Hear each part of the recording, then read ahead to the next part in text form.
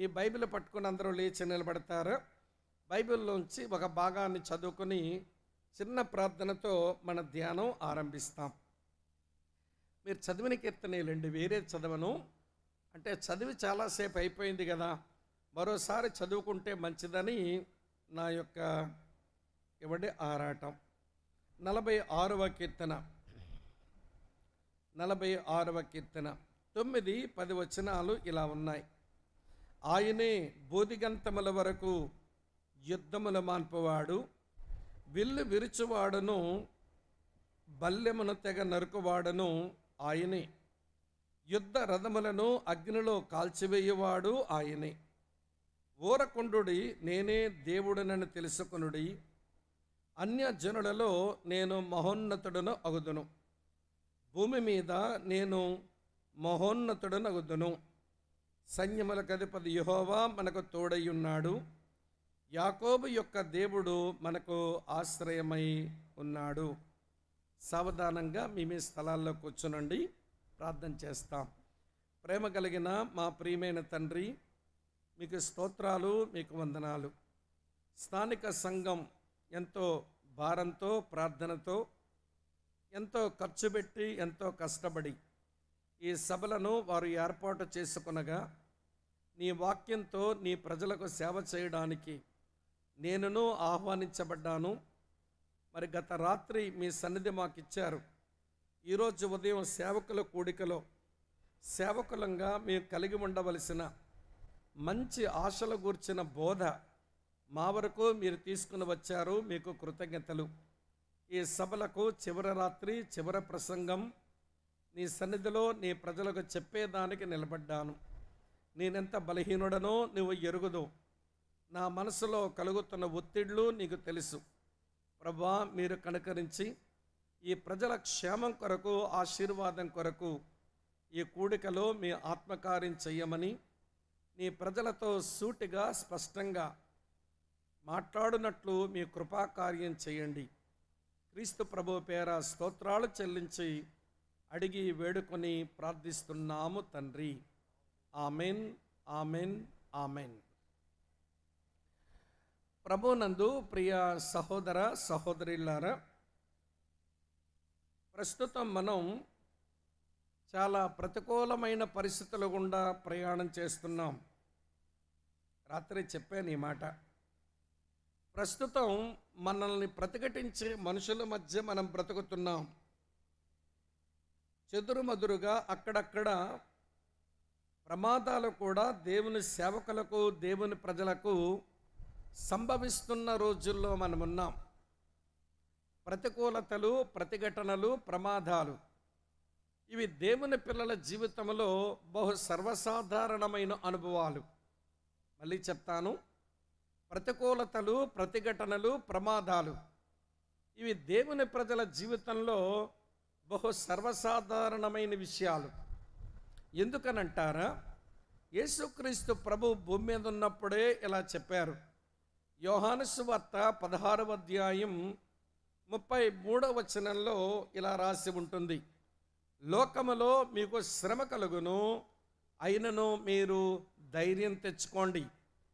లోకములో మీకు శ్రమ కలుగుతుంది అని ఏ విధమైన మోమాటం కూడా లేకుండా తనను విశ్వసించి వెంబడిస్తున్న ప్రజలకు ప్రభు ప్రియులార ముక్కుసూటిగానే చెప్పాడు. ఆయనేమి మసిపూసి మారడకాయ చెయ్యలా. నా దగ్గరకు రండి, స్వస్థతలే కలుగుతాయి. నా దగ్గరకు రండి, సంపదలే కలుగుతాయి. నా దగ్గరకు రండి, మీకు పేరు ప్రఖ్యాతులే వస్తాయి అని దొంగ మాటలు చెప్పలేదు ఆయన. అంటే అవన్నీ రావు అని కాదు ఉద్దేశం. అందుకొరకు నువ్వు యేసు ప్రభు దగ్గర రానక్కరలేదు. కనుక ప్రభువుని వెంబడించింది ఎందుకు అంటే, ఆయన దేవుడు గనక ఆయన విశ్వసించాలి, ఆయన వెంబడించమని పిలిచాడు గనక ఆయన వెంబడించాలి తప్ప ఏదో ఇస్తాడు అని చెప్పి రావడం అది చాలా దురుద్దేశం అన్నమాట. ఇలా చెప్తాను వినండి. మీ కోనసీమ ఈ అంబేద్కర్ జిల్లాలో కలెక్టర్ గారు ఉంటారు. కలెక్టర్ గారు రేషన్ కార్డు ఇప్పించారు కాబట్టి కలెక్టర్ గారు, ఇవ్వలేదు కాబట్టి నువ్వేం కలెక్టర్ అయ్యా అని చూడండి, మిమ్మల్ని మామ ఇంట్లో పెట్టేసి గజ్జాలకు కట్టించేస్తాడు ఆ కలెక్టర్. కలెక్టర్ గారు రేషన్ కార్డు ఇచ్చినా కలెక్టరే, రేషన్ కార్డు ఇవ్వకపోయినా కలెక్టరే. యేసు ప్రభు నీకు స్వస్థత కార్యం చేసినా దేవుడే, యేసు ప్రభు స్వస్థత కార్యం చెయ్యకపోయినా దేవుడే. యేసు ప్రభు నీకు సంపదలు ఇచ్చినా దేవుడే, యేసు ప్రభు నీకు సంపదలు ఇవ్వకపోయినా దేవుడే. ఆయన దేవుడు గనక దేవునిగా విశ్వసించు, ఆయన దేవుడు గనక దేవునిగా వెంబడించు. అంతేగాని స్వస్థతలు దొరుకుతాయి, సంపదలు దొరుకుతాయి అని చిల్లర భక్తిని చేసే చిల్లర క్రైస్తవులుగా జీవించడం అది చాలా దురదృష్టకరమైన అనుభవం. అందుకనే యేసు ప్రభువారు నా యొద్దకు రండి, స్వస్థత పనులు చేస్తా, నా యొద్దకు రండి, మీకు సంపదలు ఇస్తా అని మసిపూసి మారడకాయ చెయ్యలా. నేను ఏంటో మీరు ఎరిగి నా యందు విశ్వాసం ఉంచి మీరు నన్ను వెంబడిస్తున్నారు, అయితే లోకములో మీకు శ్రమ కలుగుతుంది అని మోమాటం లేకుండా చెప్పాడు. ఈ విషయం ఎరిగిన అపోస్తలుడైన పేతురు ఆయన కూడా ఇలా రాశాడు. పేతురు రాసిన మొదటి పత్రిక 4వ అధ్యాయం 12వ వచనంలో ఇలా ఉంటుంది. 1 పేతురు 4:12, ప్రియులారా, మిమ్మల్ని శోధించుటకు మీ కలుగుచున్న అగ్ని వంటి మహాశ్రమను గూర్చి మీకేదో ఒక వింత సంభవించినట్లు మీరు ఆశ్చర్యపోకండి. శ్రమలు మనకు సర్వసాధారణమైనవి. నిజదేవుణ్ణి నమ్ముకున్నాం, ప్రభు అయిన యేసుక్రీస్తును ప్రేమిస్తున్నాం, ఆయనను వెంబడిస్తున్నాము గనక మనకు శ్రమలు సర్వసాధారణంగానే వస్తాయి. కాబట్టి మీకేదైనా శ్రమలు సంభవించినప్పుడు ఏదో పెద్ద వింత జరిగినట్టుగా ఆశ్చర్యపోకండి, శ్రమలు సర్వసాధారణం అని చెప్పాడు. యేసయ్య అన్నారు, లోకములో మీకు శ్రమ కలుగును, ధైర్యం తెచ్చుకోండి. పేతురు అంటున్నాడు, లోకములో మీకు శ్రమ వచ్చినప్పుడు ఆశ్చర్యపోకండి. అపోస్తలుడైన పౌలు తిమోతిగా పత్రిక రాస్తూ ఏమన్నాడనంటే, చదువుతాను వినండి.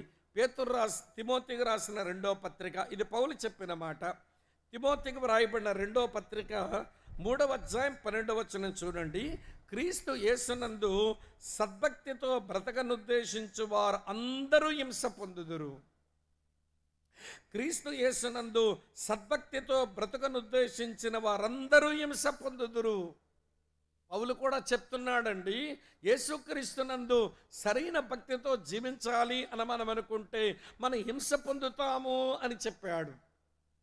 అరే, ఇన్ని మాటలు ఇంత స్పష్టంగా శ్రమల వేదాంతాల గురించి మాట్లాడుతుంటే మనం ఏంటో యేసుప్రభు ఎందుకు నమ్మావమ్మా అంటే జబ్బు తగ్గుతుందని, తర్వాత ఆశ సమకూర్చబడుతుందని, పిల్లాడికి పెళ్లి చేయగలుగుతానని, పిల్లకి పిల్ల పుడుతుందని, ఈ శరీర సంబంధమైన తుచ్చమైన పనికి మాలిన నాశనమైపోయే వాటి కొరకే యేసుప్రభు నమ్మినట్టుగా కొంతమంది ఉండడం చాలా దురదృష్టకరం. ఎక్కడో మనం విన్న సువార్త అది పెడదారి పట్టిన సువార్త మనం విన్నాం. ఎక్కడో మనం నేర్చుకున్న సువార్త మాటలు అవి మనల్ని పక్కదారి పట్టించే మాటలు విన్నాం. అందుచేతనే శ్రమ, పోరాటం, నిందలు, బాధలు, హింసలు ఇవన్నీ మనకు సంభవిస్తున్నప్పుడు ఏదో పెద్ద జరిగిపోయినట్టు మనం చాలా ఆశ్చర్యపడిపోయి అందులో నిలిచి ఉండి భక్తి చేయటం మనకు చేత కావడం లేదు. ఇంకా చెప్తాను వినండి. నా ప్రసంగం ఈ రాత్రి నిన్న చెప్పిందే. నేనేం చెప్పాను? ప్రతికూల సమయములలో క్రైస్తవ ప్రతిస్పందన ఎలా ఉండాలి. మీరు అభ్యంతరాలు పడకండి దేవుని విషయమై. అభ్యంతర పడకపోతే మీరు ధన్యులవుతారు. మీరు ఆయన విషయమై అభ్యంతర పడితే మీరు దౌర్భాగ్యులైపోతారు. అభ్యంతరాలు అందరికీ వస్తాయి, కానీ దేవుని ప్రత్యక్షతతో అభ్యంతరాలు తొలగించుకొని ప్రతికూలతలు ఛేదించుకొని బ్రతకాలి. అది నిన్న రాత్రి చెప్పిన నా ప్రసంగం. ఈరోజు రాత్రి ప్రతికూలమైన సమయములలో క్రైస్తవుడుగా నువ్వు ఎలాగ ప్రతిస్పందించాలి, క్రైస్తవుడుగా నీకు ఎదురవుతున్న ప్రతికూలమైన పరిస్థితుల్లో నువ్వు ఎలాగ ప్రతిస్పందించాలి. ప్రియ అక్క, చెల్లి, తమ్ముడన్న యేసయ్య చెప్పాడు, పేతురయ్య చెప్పాడు, అలాగనే పౌలు భక్తుడు కూడా చెప్పాడు. మరి ముగ్గురు సాక్షులు మన ముందు విషయాలు చెప్పిన తర్వాత కనుక శ్రమ, హింస, పోరాటం, అవమానం, నిందలు, బాధలు ఇవి దేవుని ప్రజలకు సర్వసాధారణమైన విషయాలు. అయితే ఈ శ్రమలు, బాధలు, నిందలు, అవమానాలు అనేవి ఎక్కడి నుంచి వస్తాయంటే ఒక రెండు మార్గాల నుంచి వస్తాయి. 2000 సంవత్సరాల క్రిందట ఈ భూమి మీద క్రైస్తవ సంఘం ఆరంభించబడినప్పుడు ఒకవైపు నుంచి శ్రమ, హింసా బాధలు వచ్చినాయి, మరోవైపు నుంచి శ్రమ, హింసా బాధలు వచ్చినాయి. ఎక్కడి నుంచి వచ్చాయో చెప్తాను వినండి. 2000 సంవత్సరాల క్రిందట పెంతెకోస్తు పండగ రోజున యెరూషలేములో స్థాపించబడిన ఆ తొలి సంఘమునకు శ్రమ, పోరాటం, నిందలు, బాధలు, హింసలు, జైలు పాలవ్వడం ఇవన్నీ వచ్చాయి. ఎక్కడి నుంచి వచ్చాయంటే ఒక మతము నుండి వచ్చాయి. ఆ మతం పేరు యోధా మతం. ఆ రోజు నుంచి ఈ రోజు వరకు ఏదో ఒక మతం వలన క్రైస్తవ మార్గమునకు ఇబ్బందులు కలుగుతూనే ఉన్నాయి. ఏదో ఒక మతం, ఆ రోజు యోధా మతం, మధ్యలో మరో మతం, ఇప్పుడొక మతం, రేపు మరో మతం. ఎందుకు అంటే మతానికి మార్గానికి పొసగదండి. మతానికి మార్గానికి పొసగదు. ఈ రెండు ఒక వరలో ఇమిడే కత్తులుగా ఒకదానికోటి విభేదించుకుంటాయి. ఎలానో చెప్పనా? మతం అంటది, హే మనుషులారా, ఎందులో మీకు దేవుడు దొరుకుతాడు అనుకుంటే అందులో వెతుక్కోండిరా దేవుణ్ణి అని చెప్పేది మతం. కానీ మార్గం అంటది, ఒరే మనుషులారా, మీరు దేవుని వెతకలేరు, దేవుడే మిమ్మల్ని వెతుక్కుంటూ వచ్చాడు. ఆయనే ప్రభువైన యేసుక్రీస్తు నశించిన దానిని వెతక రక్షించుటకు మనుష్య కుమారుడు లోకానికి వచ్చాడు అని చెబుతుంది మార్గం. మతమేమో దేవుని వెతుక్కోమంటుంది, మార్గమేమో దేవుడు నిన్ను వెతుక్కుంటూ వచ్చాడని చెప్తుంది. మళ్ళీ మతం అంటుంది, బాహ్య సంబంధమైన ఆచారాలు బాగా ఆచరించు, ఒళ్ళు కడుక్కో, బట్ట మార్చుకో, తలనాలు ఇచ్చుకో, తల నీలాలంటే జుత్తు నర్పించుకో, లేకపోతే దాన ధర్మాలు చెయ్యు అంటది. కానీ మార్గం ఏమంటుందంటే బాహ్య సంబంధమైన ఆచారాలు కాదు ప్రాముఖ్యం, నీ అంతరంగమందు సత్యమును దేవుడు కోరుతున్నాడు. నువ్వు అంతరంగమందు నువ్వు పరిశుద్ధతను కోరుతున్నాడు ఆయన, లోపల కడుక్కో అంటది. మతం చెప్పేది బయట కడుక్కో, మార్గము చెప్పేది లోపల కడుక్కో. అందుకనే మతపరులకు, మతస్థులకు ప్రియులారా, క్రైస్తవ మార్గములు ఉన్నవారంటే గిట్టదు. మార్గస్థులు అంటారు, మీరు సున్నం కొట్టిన సమాధులు, మీరు బయట మీరు మీ సమాధిగా బాగా సున్నం కొట్టారు కానీ లోపల కుళ్ళుంది. మీరు గిన్నె బయటే తోముతారు కానీ అది లోపల దోపుతో, అజితేంద్రంతో నిండి ఉంటుంది. కనుక ముందు లోపల బాగు చేయండి, తర్వాత బయట బాగవుదురు కానీ అని చెప్పేది మార్గం. అది ఆత్మీయత. గమనిస్తున్నారా? మతమేమో దేవుని వెతుక్కోమంటుంది, మార్గమేమో దేవుడు వెతుకుంటూ వచ్చాడంటుంది. మతమేమో బాహ్యాచారాలకు ప్రాధాన్యత ఇచ్చింది, మార్గమేమో అంతరంగమందు పరిశుద్ధతకు ప్రాధాన్యత ఇచ్చింది. మతస్థులు వారి మతాచారాలు చేసుకున్నప్పుడు అహంకారులుగా, గర్విష్ఠులుగా ఉంటారు. కానీ మార్గమందున్న వారు ఎంత భక్తి చేసినా మేము ఏదైనా చేయగలిగామంటే ఆయన కృపచేత చేయగలిగామని దీన మనసుతో బ్రతుకుతారు. అహంకారులకు, దీన మనసులకు పొసగదండి. మతస్థులు ఎప్పుడూ అహంకారులే, మార్గస్థులు ఎప్పుడూ దీన మనసు గలవారే. మతస్థులు ఎప్పుడు బాహ్యాచారాలకు ప్రాధాన్యత ఇచ్చేవారే, మార్గస్థులు ఎప్పుడు అంతరంగమంది పరిశుద్ధతకు ప్రాధాన్యత ఇచ్చేవారే. మతస్థులు ఎప్పుడు దేవుని వెతుక్కునేవారే, కానీ మార్గస్థులు దేవుడు వెతుక్కుని వచ్చినాడు మమ్మల్ని అని యేసును నమ్మిన వారే. చూసారా ఈ రెండింటికి ఎంత వ్యత్యాసం ఉందో?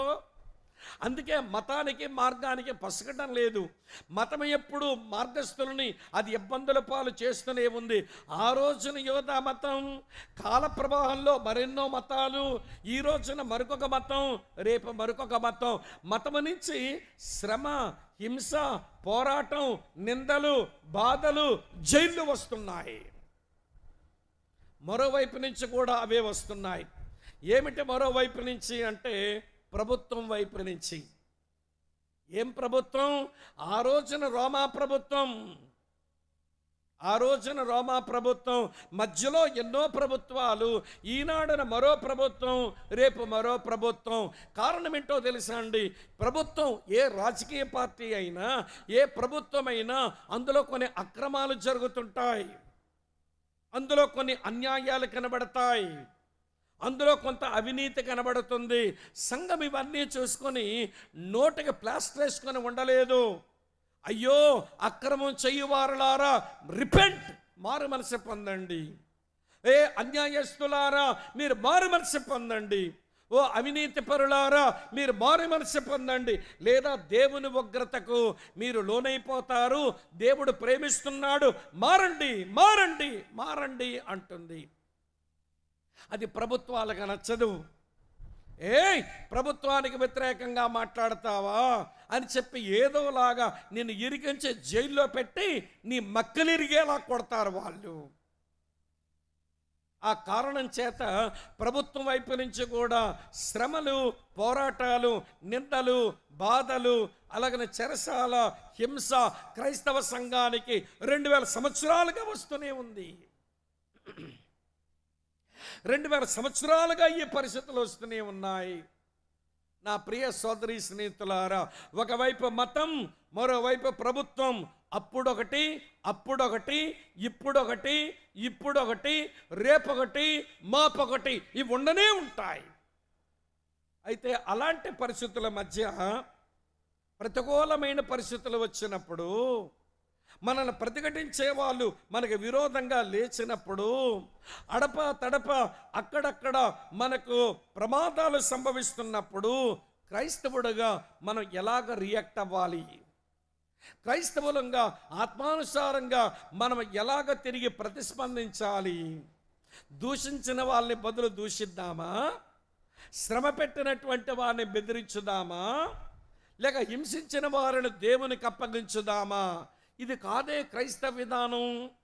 క్రైస్తవ విధానం ఎట్లుండాలి అని అంటే, దూషించిన వారిని బదులు దూషింపక, శ్రమ పెట్టిన వారిని తిరిగి బెదిరించక, న్యాయముగా తీర్పు తీర్చే ఆ దేవునికి మనల్ని మనం అప్పగించుకోవాలట. ఎదుటోడిని అప్పగించడం కాదు, మనల్ని మనం అప్పగించుకోవడం నేర్చుకోవాలి. 1 పేతురు 2వ అధ్యాయం చూడండి 23వ వచనంలో, నీ ప్రభు మన పాప శాపాల కొరకై సిలువలో వేలాడి చనిపోయిన యేసు ప్రభు ఎలా బ్రతికాడో చూడండి, చదువుతాను. 1 పేతురు 2వ అధ్యాయం 23వ వచనం, ఆయన దూషించబడి బదులు దూషింపలేదు, ఆయన శ్రమ పెట్టబడి బెదిరింపక న్యాయముగా తీర్పు తీర్చు దేవునికి తను తాను అప్పగించుకొనెను. దూషించిన వాళ్ళని బదులు దూషించలా, శ్రమ పెట్టిన వాడిని ఎవరిని బెదిరించలా, న్యాయముగా తీర్పు తెచ్చే దేవునికి ఎదుటి వారిని అప్పగించలా, తను తానే అప్పగించుకున్నాడు. ఆయన మాదిరిని అనుసరించడమే క్రైస్తవ జీవితం. ఆయన మాదిరి మిగిల్చి వెళ్ళిపోయాడంట. ఇక్కడే రాసింది చూడండి, 1 పేతురు 2వ అధ్యాయం 21వ వచనం ఇలా ఉంది. 1 పేతురు 2:21, క్రీస్తు కూడా మీ కొరకు బాధపడి మీరు తన అడుగుజాడల యందు నడుచుకున్నట్లు మీకు మాదిరి ఉంచిపోయాను. క్రైస్తవుడు అంటే యేసుక్రీస్తు మాదిరిని అనుసరించువాడు. దూషించిన వాళ్ళని బదులు దూషించొద్దు, శ్రమ పెట్టిన వారిని ఎవరిని తిరిగి బెదిరించవద్దు, న్యాయముగా తీర్పు తీర్చే దేవునికి మనం అప్పగించుకుందాం, ఇతరులను అప్పగించొద్దు. ఇది కదా క్రిస్టియన్ రియాక్షన్. కానీ నేటి క్రైస్తవ్యం ఈ వాక్యాలు, ఈ విలువలు, ఈ యేసు ప్రభు మనకు నేర్పించిన విధానం ఇవన్నీ వదిలిపెట్టేశామా అనిపిస్తుంది. అవును, ప్రతికూలతలు వస్తున్నాయి. అవును, మనల్ని ప్రతిఘటించే వాళ్ళు లేచారు. అవును, మనకు అక్కడక్కడ ప్రమాదాలు వస్తున్నాయి. తొడకొడుతున్నాం ఎందుకని? మీసము నిమురుతున్నాం ఎందుకని? రండిరా అని పిలుస్తున్నాం ఎందుకని? తేల్చేసుకుందాం అని అరుస్తున్నాం ఎందుకని? ఇది క్రిస్టియన్ రియాక్షన్ ఏనంటావా? ఎంతకాలం అండి చేతకాన్నోళ్ళలాగా చేతులు కట్టుకొని ఉంటామండి? తిరగబడదాం. మరి యేసు ప్రభు కంటే నువ్వు గొప్పోడువేమో, ఈ గొప్ప సూత్రం మాకు కొత్తగా నేర్పిస్తున్నావు. తిరగబడదాము రండి, దూషిద్దాము రండి, బెదిరిద్దాము రండి, చంపుదాము రండి, చచ్చిపోదాము రండి. ప్రియులారా, చాలా విచారం అనిపిస్తుంది. ఇదేనా క్రిస్టియన్ రియాక్షన్? మనం స్పందించవలసిన తీరు ఇదేనా? కనుక ప్రతికూలతలు అప్పుడు ఉన్నాయి, ఇప్పుడు ఉన్నాయి, ఎప్పుడు ఉంటాయి. ప్రతిఘటించేవారు అప్పుడు లేచారు, ఇప్పుడు లేచారు, ఎప్పుడు లేస్తారు. ప్రమాదాలు అప్పుడు జరిగాయి, ఇప్పుడు జరుగుతున్నాయి, తర్వాత కూడా జరుగుతూనే ఉంటాయి. కానీ ఎలాగ రియాక్ట్ అవ్వాలి, ఎలాగ ప్రతిస్పందించాలి అనేది నేర్చుకోకుండా బ్రతుకుతున్న క్రైస్తవ్యం మన మట్టుకు మనకు అన్నీ అయిపోతాయి. కానీ మన కడుపున పుట్టిన మన పిల్లలు, వారు కడుపున పుట్టిన పిల్లలు, వారు కడుపున పుట్టిన పిల్లలు ఈ దేశంలో, ఈ రాష్ట్రంలో భక్తి చేసుకుంటూ 10 మంది నరకము నుంచి తప్పించి సేవ ఈ భూమి మీద జరిగించాలనుకుంటే ఈరోజు నువ్వు సరిగా రియాక్ట్ అవ్వడం రావాలి. క్రైస్తవ సేవ, క్రైస్తవ జీవితాలు నీతోనే సమాధైపోకూడదు. నీ వెనుక వస్తున్న నీ పిల్లల కొరకు ఈ భక్తి నిలపాలి. ఈ రాష్ట్రంలో నశించిపోతున్న అనేకులను దేవుని రాజ్యములోనికి తీసుకుని రావాలి. ఎంతో పని ఉంది మన మీద. కానీ ఈ రోజున సరిగా స్పందించడం రాక మనమే కీడు తెచ్చిపెడుతున్నామా అని అనిపిస్తుంది. సరే ప్రియులారా, ఈ ప్రతికూలమైన పరిస్థితుల్లో మనం ఎలాగ ప్రతిస్పందించాలో మీకు నేర్పించడం కొరకు, మీకు సందేశం చెప్పడం కొరకు 46వ కీర్తన చదివించాను. ఆ 46వ కీర్తన నుంచి నేను మీతో చెప్పబోతున్నాను. వినండి సావధానంగా. 46వ కీర్తనకు బైబిల్లో 5 అధ్యాయాలలో నేపథ్యం రాసింది. వరుసగా చెప్తాను. ఇప్పుడు 5 అధ్యాయాలు మనమేం చదవలేము, కానీ మీ ధ్యానం కొరకు ఉపయోగపడతాయని నేను చెప్తున్నాను. 46వ కీర్తనకు నేపథ్యం, బ్యాక్గ్రౌండ్ రాజులు 2వ గ్రంథం 18, 19 అధ్యాయాల్లో ఉంది. ఈ 2 అధ్యాయాల్లో. తర్వాత 46వ కీర్తనకు నేపథ్యం 2వ దినవృత్తాంతాల గ్రంథం 32వ అధ్యాయంలో ఉంది. ఇప్పటికి 3 అధ్యాయాలు. 46వ కీర్తనకు నేపథ్యం యెషయా గ్రంథం 36, 37లో రాసి ఉంది. అవి ఒక 2 అధ్యాయాలు. మెట్టుకు 46వ కీర్తనను మనం బాగా అర్థం చేసుకోవాలంటే ఈ 5 అధ్యాయాల్లో ఏమి రాసిందో మనకు తెలియాల్సి ఉంది. సరే, అవన్నీ ఇప్పుడు చదువుకుంటూ కూర్చోలేంగా. ఈ ప్రసంగ సభలో నేను వివరాలు ఇస్తాను, మనసు పెట్టి వినండి. యెరూషలేమును ముఖ్యపట్నంగా చేసుకుని యూదులను ఏలుబడి చేస్తున్న మంచి రాజులలో ఒక మంచి రాజు, ఆయన పేరు హిజ్కియా. ఆయన రాజుగా ఉన్న దినములవి. ఆయన పరిపాలన చేస్తూ ఉన్నప్పుడు దేశం ఒక స్వర్ణయుగంలాగా ఉంది. ఆ దేశమునకు ఒక స్వర్ణయుగమే వచ్చినట్టు ఉంది. యుద్ధములు లేవు, వర్షాలు బాగా పడుతున్నాయి, పంటలు బాగా పండుతున్నాయి, ప్రజలు సుఖముగా బ్రతుకుతున్నారు, ప్రజలు నెమ్మదిగా బ్రతుకుతున్నారు. చాలా సంతోషం. అయితే అతని పాలనలోనే ఒకసారి అష్షూరు రాజైన సన్హెరీబు యెరూషలేము మీదకు దండెత్తి వచ్చాడు. తన సైన్యమంతటిని యెరూషలేము చుట్టూ మోహరింపజేశాడు. అతగాడికి యోధా భాష రాదు కాబట్టి తన సేనాధిపతి అయిన రబ్షాకేకు యోధా భాష వచ్చు గనక ఆ రబ్షాకే ద్వారా కొన్ని మాటలు వినిపిస్తున్నాడు. ఏం వినిపించాడు ప్రజలకి? ఏ యూదులారా, మీ దేవుడైన యెహోవాని బట్టి మీరు మోసపోకండి, మా చేతిలోంచి ఎవడూ మిమ్మల్ని కాపాడలేడు అన్నాడు. మీ రాజు అయిన హిజ్కియా చెప్పిన మాటను బట్టి మీరు మోసపోకండి, మీ రాజు దేవుని బట్టి మిమ్మల్ని మోసం చేస్తున్నాడు. మీరు మీ రాజు మాట వినకండి. మీరు తవ్వుకున్న బావుల దగ్గర మీరు నీళ్లు తాగి బ్రతకాలి అనుకుంటే ముందు మాకు లొంగిపోండి, మాతో సంధి చేసుకోండి. మీ అంజూరపు తోటలకు వచ్చి మీ అంజూర పళ్ళు తినాలి అనుకుంటే మాకు లొంగిపోండి, మాతో సంధి చేసుకోండి. మీ ద్రాక్ష తోటలకు వచ్చి మీ ద్రాక్ష పళ్ళు తినాలనుకుంటే మాకు లొంగిపోండి, మాతో సంధి చేసుకోండి, లేకపోతే చస్తారు మీరు. ప్రియులారా, రబ్షా యొక్క రంకెలు విని, రబ్షాకే అరిచిన ఈ రంకెలు విని ఏమి చెయ్యాలో దిక్కు తోచలేదు ఆనాటి దేవుని ప్రజలకు. హిజ్కియా ఆ మాటలు విన్న తరువాత, ఒరే బాబు, దేవుని మందిరానికి వెళ్ళండి, దైవజనుడైన యెషయా అక్కడ ప్రార్థన చేస్తాడు కదా, ఆయనకి వచ్చిన సమస్య చెప్పండి, ఆయన ప్రార్థన చేస్తే దేవుడు ఏదో పరిష్కార మార్గం చూపిస్తాడు అని అంటే, వారు హిజ్కియా దగ్గరకు వచ్చి చెప్పారు, అయ్యా మన దేశమునికి పరిస్థితి వచ్చింది, దేవునికి ప్రార్థించు, దేవుడిచ్చే వర్తమానం చెప్పు అంటే, దైవజనుడైన యెషయా భక్తుడు మంచిగా ప్రార్థన చేసినాడు. ఆ ప్రార్థన ఆలకించిన దేవుడు యెషయాకు సందేశం వినిపించాడు. ఆ సందేశం ఏమండి యెషయా హిజ్కియా వరకు పంపించినాడు. ఏమిటా సందేశం అంటే, రాజులు 2వ గ్రంథం 19వ అధ్యాయం 30వ వచనం. మీకు అర్థమయ్యేలాగా సావధానంగా ఇంత పెద్ద సందేశాన్ని నేను చిన్నగా చెప్పడానికి ప్రయత్నం చేస్తున్నా. రాజులు 2వ గ్రంథం 19వ అధ్యాయం 30వ వచనం చూడండి.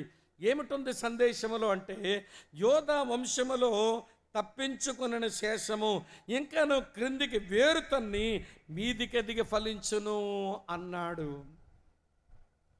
దేవుడు చెప్పాడట, యెషయా నా ప్రజల కిందికి వేరు తన్నుతారయ్యా, వారు మీదికెదిగి ఫలిస్తారయ్యా, వారు నాశనం అవ్వరని చెప్పు అన్నాడు. ఆ సందేశం ఇప్పుడు హిజ్కియా వరకు వచ్చింది. ఏమిటా సందేశం అంటే, take root downward, bear fruit upward. మీరు క్రిందికి వేరు తన్నుతారు, మీరు మీదికి ఎదిగి ఫలిస్తారు అన్నాడు. ఎప్పుడైతే హిజ్కియా ఆ సందేశం విన్నాడో, కోరహ్ కుమారులను ఏమండి జతగా తీసుకొని శత్రువులు చుట్టుముట్టి ఉంటున్నప్పుడే, యెరూషలేము చుట్టూ శత్రువులు చుట్టుముట్టి ఉన్నప్పుడే భలే అద్భుతమైన స్తుతి పాట పాడుకున్నారండి. ఆ పాటే ఈరోజు మన ధ్యానం కొరకు చదివిన 46వ కీర్తన. వారికి ప్రతికూలత వచ్చింది, వారు ప్రతిఘటించబడుతున్నారు, వారు ప్రమాదకరమైన పరిస్థితులు ఉన్నారు. వారు పాడుతూ ఈ ప్రతికూలమైన పరిస్థితుల్లో ఎలాగ రియాక్ట్ అవుదామని వారు చెప్పుకున్నారో అదే మీతో చెప్పి నా ప్రసంగాన్ని ముగించే ప్రయత్నం చేస్తాను. రండి ప్రియులారా, ఎలాగ రెస్పాండ్ అవుదామనుకున్నారు? 46వ కీర్తన 3వ వచనం చివరి లైన్ ఇలా రాసి ఉంది. 46వ కీర్తన 3వ వచనం చివరి లైన్లో, మనము భయపడము, మనము భయపడము, డోంట్ ఫియర్. ఇప్పుడే ఎవరో కొయ్యరు బిడ్డలు పాడారు, నేను వచ్చేసరికి ఆ పాటే పాడుతున్నారు, భయపడవద్దు, డోంట్ ఫియర్. ఇది ఒక మాట. ఎందుకు భయపడొద్దని పాడుకున్నారో, వాళ్ళ భయానికి కారణాలేంటో, వాళ్ళు భయపడొద్దని వారు కలిగిన అభయం ఏంటో తర్వాత వివరిస్తాను. కానీ మొదటి మాట ఏంటనంటే, డోంట్ ఫియర్, మీరు భయపడవద్దు. ప్రతికూలతలు వచ్చాయి, భయపడవద్దు. ప్రతిఘటించే వాళ్ళు లేచారు, భయపడవద్దు. ప్రమాదాలు జరుగుతున్నాయి, మీరు భయపడవద్దు. నెంబర్ 2, రెండోది ఏం పాడుకుంటున్నారంటే, 46వ కీర్తన 4వ వచనంలో, మనకొక నది కలదు, దాని కాలువలు దేవుని పట్టణమును, సర్వోన్నతుని మందిర పరిశుద్ధ స్థలమును సంతోషపరచుచున్నవి. మనకొక నది కలదు, నది నీళ్లు తాగి బ్రతుకుదాం. బావుల దగ్గర వెళ్ళలేకపోయినా పర్వాలేదు, కాబట్టి మీరు సోలిపోవద్దు. డోంట్ ఫెయింట్, మీరు సోలిపోవలసిన పని లేదు, సోలిపోవద్దు అని పాడుకున్నారు. ఇది 2. దాని వెనకాలన్న సందేశం ఏంటో తర్వాత వివరిస్తాను. భయపడవద్దు, సోలిపోవద్దు. Don't fear, don't faint. 2. 3వ విషయం చెప్తాను చూడండి. 10వ వచనంలో, ఓరకుండుడి, నేనే దేవుడు నన్ను తెలుసుకొనుండి. ఓరకుండుడంటే తొందరపడవద్దు అంటున్నాడు. Don't fret. మీరు తొందరపడి ఏది పడుతుంది మాట్లాడకండి, మీరు తొందరపడి ఏది పడితే చెయ్యకండి, మీరు ఊరక ఉండండి. ఇందాక పిల్లలు పాడిన పాటలో ఉన్నమాట అదే, ఊరక నిలిచి ఉండండి. ఈ 3 నేను రాత్రి వివరిస్తాను, సావధానంగా వినండి. భయపడవద్దు, సోలిపోవద్దు, తొందరపడవద్దు. అదే నా సందేశంలో కీలకమైన మాటలు వినండి. Don't fear, don't faint, don't fret. ఈ 3 మాటలే ఉన్నాయి ఇందులో. ఈ 3 మాటలు చుట్టూ శత్రువులు ఉంటుండగా వారు స్తుతించి పాడుకుంటున్నారు. ఎందుకు పాడుతున్నారంటే, మా దేవుడు మాతో మాట్లాడుతున్నాడు, మీ కిందకి వేరు తన్నుతామట, మీ మీదికి ఎదిగి ఫలిస్తామట, మేము నాశనం కాము. అశ్షూరు రాజైన సన్హరీబు వాడు సేనాధిపతి అని రబ్షాకే మమ్మల్ని నాశనం చేసేస్తామని అరుస్తున్నారు, మమ్మల్ని బెదిరిస్తున్నారు, మమ్మల్ని కృంగతీస్తున్నారు, మేము హడిలిపోయేలా చేస్తున్నారు. కానీ మా దేవుడు ఇచ్చాడు మాకొక మాట, యోధా వంశములో తప్పించుకున్న శేషం క్రిందికి వేరు తన్నుతారు, మీదికి దిగి ఫలిస్తారు అన్నాడు. మేము నాశనం కాము, మేము నాశనం కాము. అందుకే స్తుతించండి రా బాబు అంటే వారు స్తుతులు చెల్లిస్తూ పాడుతుంటున్నారు. భయపడవద్దు, సోలిపోవద్దు, తొందరపడవద్దు. భయపడవద్దు, సోలిపోవద్దు, తొందరపడవద్దు. భయపడవద్దు, సోలిపోవద్దు, తొందరపడవద్దు. ఇప్పుడు ఒక్కొక్క మాట వివరిస్తాను వినండి. భయపడవద్దు. ఏమొచ్చిందని భయపడొద్దని పాడుకుంటున్నారు. రండి ప్రియులారా, 46వ కీర్తన మొదటి వచనంలో 46వ కీర్తన మొదటి వచనంలో దేవుడు మనకు ఆశ్రయమును దుర్గమనై ఉన్నాడు, ఆపత్కాలములో ఆయన నమ్ముకోదగిన సహాయకుడు. ఎందుకు భయపడవద్దని పాడుకున్నారంటే వాళ్ళకి ఆపత్కాలం వచ్చిందంట. ఆపత్కాలం అంటే ఒక 50 మంది మాత్రమే పట్టే ఒక చిన్న గదిలోనికి 150 మందిని కుక్కి తలుపు బిగించేస్తే లోపల ఏమవుతారో వాళ్ళు, అది అన్నమాట ఆపత్కాలం అంటే. ఉక్కిరి బిక్కిరి అయిపోతారు.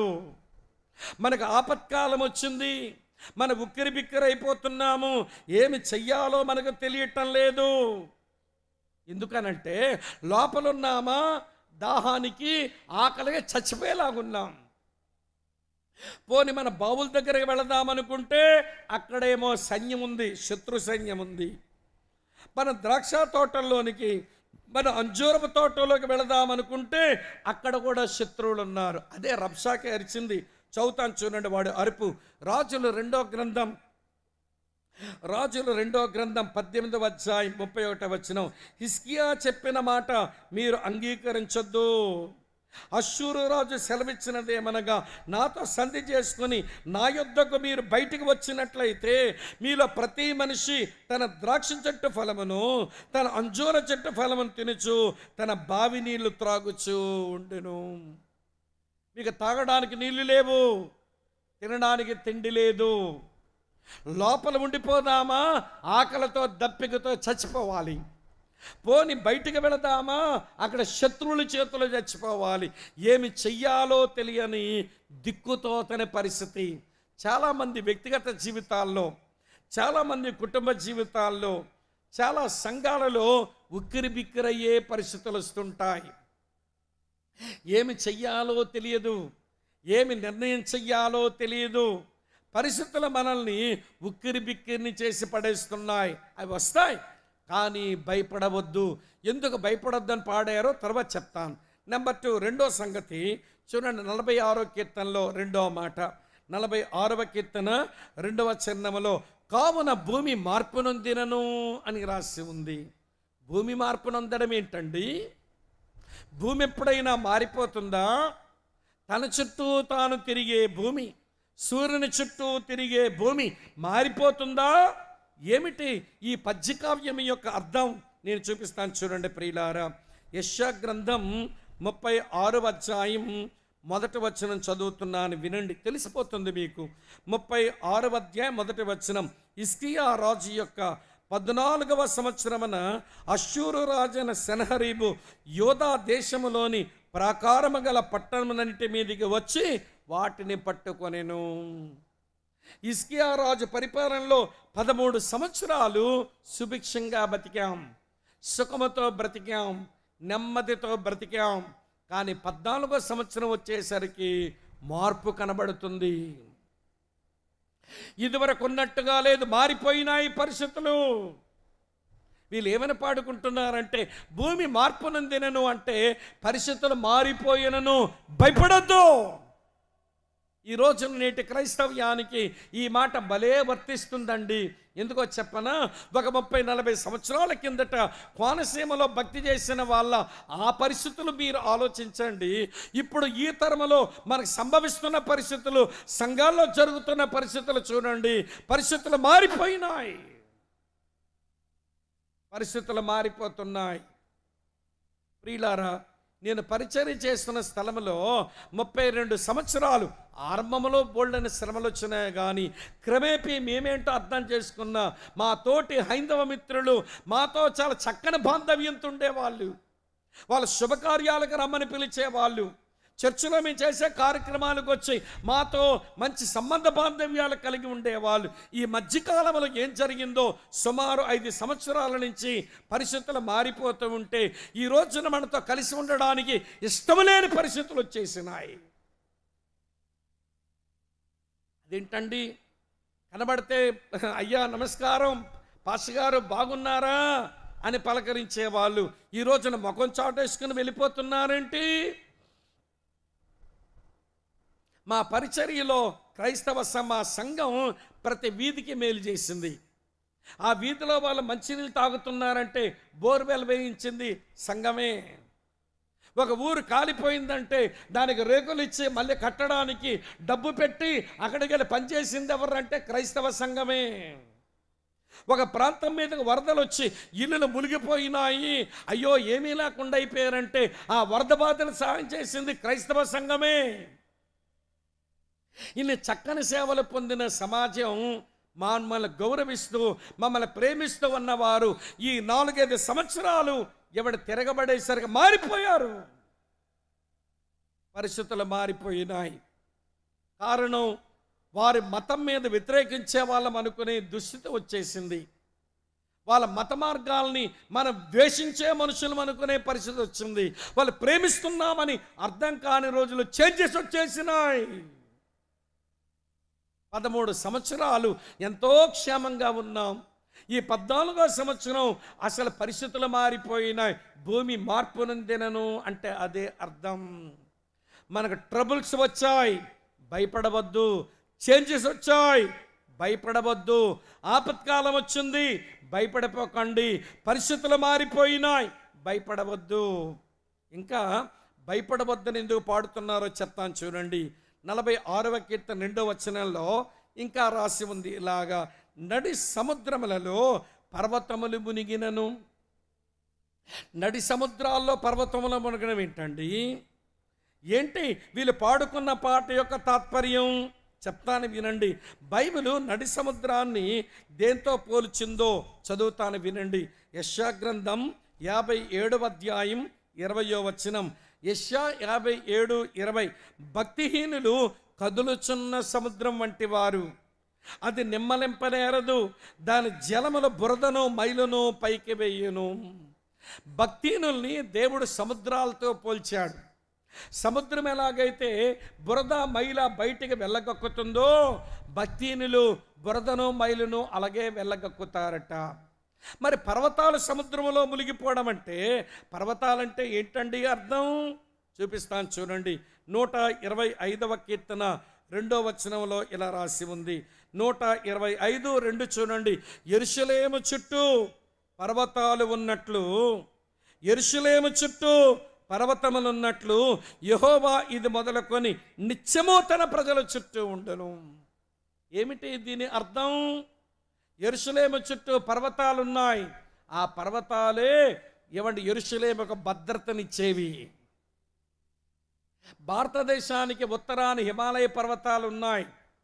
అవే భారతదేశానికి ఉత్తరాన మనకు భద్రత.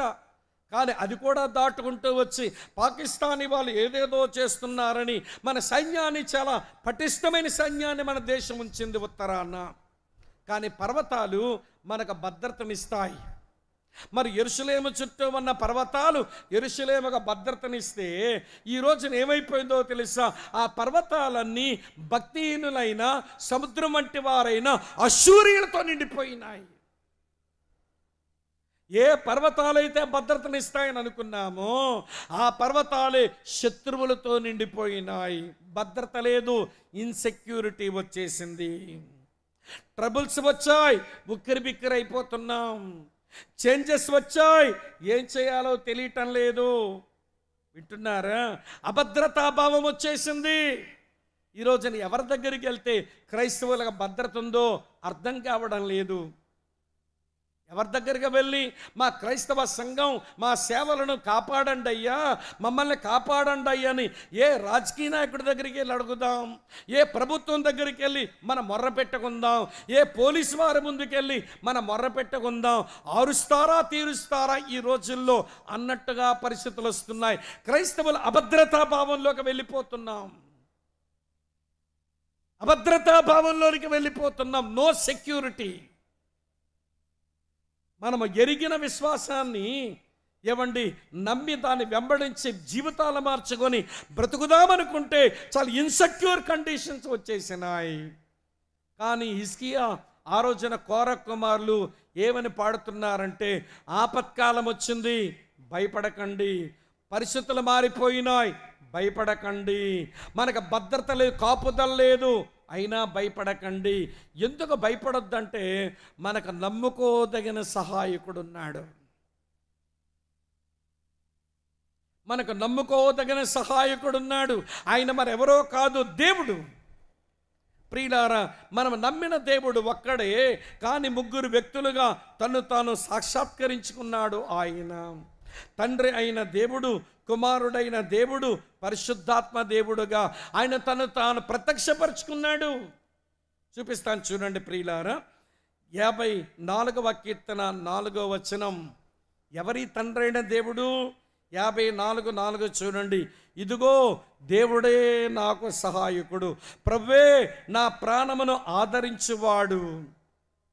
The God the Father is a helper. తండ్రి అయిన దేవుడు ఒక సహాయకుడుగా ఉండి పనిచేస్తాడట. ఆయన సహాయకుడే. మరి మన ప్రభు అయిన యేసుక్రీస్తు వారి మాట ఏమిటి? చదువుతాను చూడండి. హెబ్రీలకు రాసిన పత్రిక 13వ అధ్యాయం 6వ వచనం ఇలా ఉంది. హెబ్రీ 13:6. కాబట్టి ప్రభువు నాకు సహాయుడు, నేను భయపడను, నరమాత్రుడు నాకేమి చెయ్యగలడు. ప్రభువు సహాయకుడండి.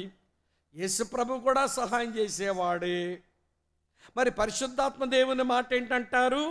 చూపిస్తాను చూడండి. రోమాపత్రిక 8వ అధ్యాయం 26వ వచనం. రోమాపత్రిక 8:26. అటువలే ఆత్మయు మన బలహీనతను చూచి సహాయము చేయుచున్నాడు. పరిశుద్ధాత్ముడు సహాయకుడే, ప్రభు అయిన యేసుక్రీస్తు సహాయకుడే, తండ్రి అయిన దేవుడు సహాయకుడే. అటువంటి సహాయం చేసేవాడు మనకున్నాడు గనక ఆపత్కాలం వచ్చిందని భయపడిపోకండి, పరిస్థితులు మారిపోయినాయని భయపడిపోకండి, అభద్రతా భావంలో పడ్డామని భయపడకండి. ధైర్యం తెచ్చుకోండి, ధైర్యం తెచ్చుకోండి. ప్రియులారా, దేవుడు తన ప్రజలను కలుసుకున్న ప్రతిసారి ఆయన నోట నుండి వచ్చే మాట ఏంటో తెలుసా? ధైర్యం తెచ్చుకోండి. Be bold, be bold. ధైర్యంగా ఉండండి మీరు, భయపడకండి మీరు అని సెలవిచ్చిన వాడు ఆయన. కనుక ప్రియులారా, చుట్టూ శత్రువులు చుట్టుముట్టి ఉన్నప్పుడే మన ఆపత్కాలములు అన్న మాట నిజమే, మనకు పరిస్థితులు మారిపోయినాయి నిజమే, మన కాపుదల లేదు నిజమే, కానీ ధైర్యం తెచ్చుకుని బ్రతుకుదాం. భయపడకండి, భయపడకండి, భయపడకండి అని వారు పాడుకున్నారు. ఇప్పుడు నేరుగా ఆ మాటలన్నీ నీ వరకు తీసుకుని వస్తాను. నీ వ్యక్తిగత జీవితంలో, నీ కుటుంబ జీవితంలో ఉక్కిరిబిక్కిరి అయిపోతున్నావు, భయపడిపోతున్నావు ఎందుకు? నీ కుటుంబంలో, నీ వ్యక్తిగత జీవితంలో చాలా మార్పులు చేసినాయి, భయపడిపోతున్నావు ఎందుకు? నీ వ్యక్తిగత జీవితంలో, నీ కుటుంబంలో కాపుదల భద్రత లేని పరిస్థితులు వచ్చినాయి, భయపడిపోతున్నావు ఎందుకు? నువ్వు నమ్ముకున్న దేవుడు సహాయకుడు కాడా? ఆయన నువ్వు ఇంకా నమ్ముకోలేదా? ఆయన నీకు దేవుడైనా, ఆయన నీకు ప్రభువేనా, ఆయన నీకు ఆదరించే ఆదరణకర్త అయిన పరిశుద్ధాత్ముడైనా ఆయన ఉన్నాడా నీకు? లేకపోతే లేడు అన్నట్టుగా బ్రతుకుతున్నావా? భయపడుతున్నారు ఎందుకు?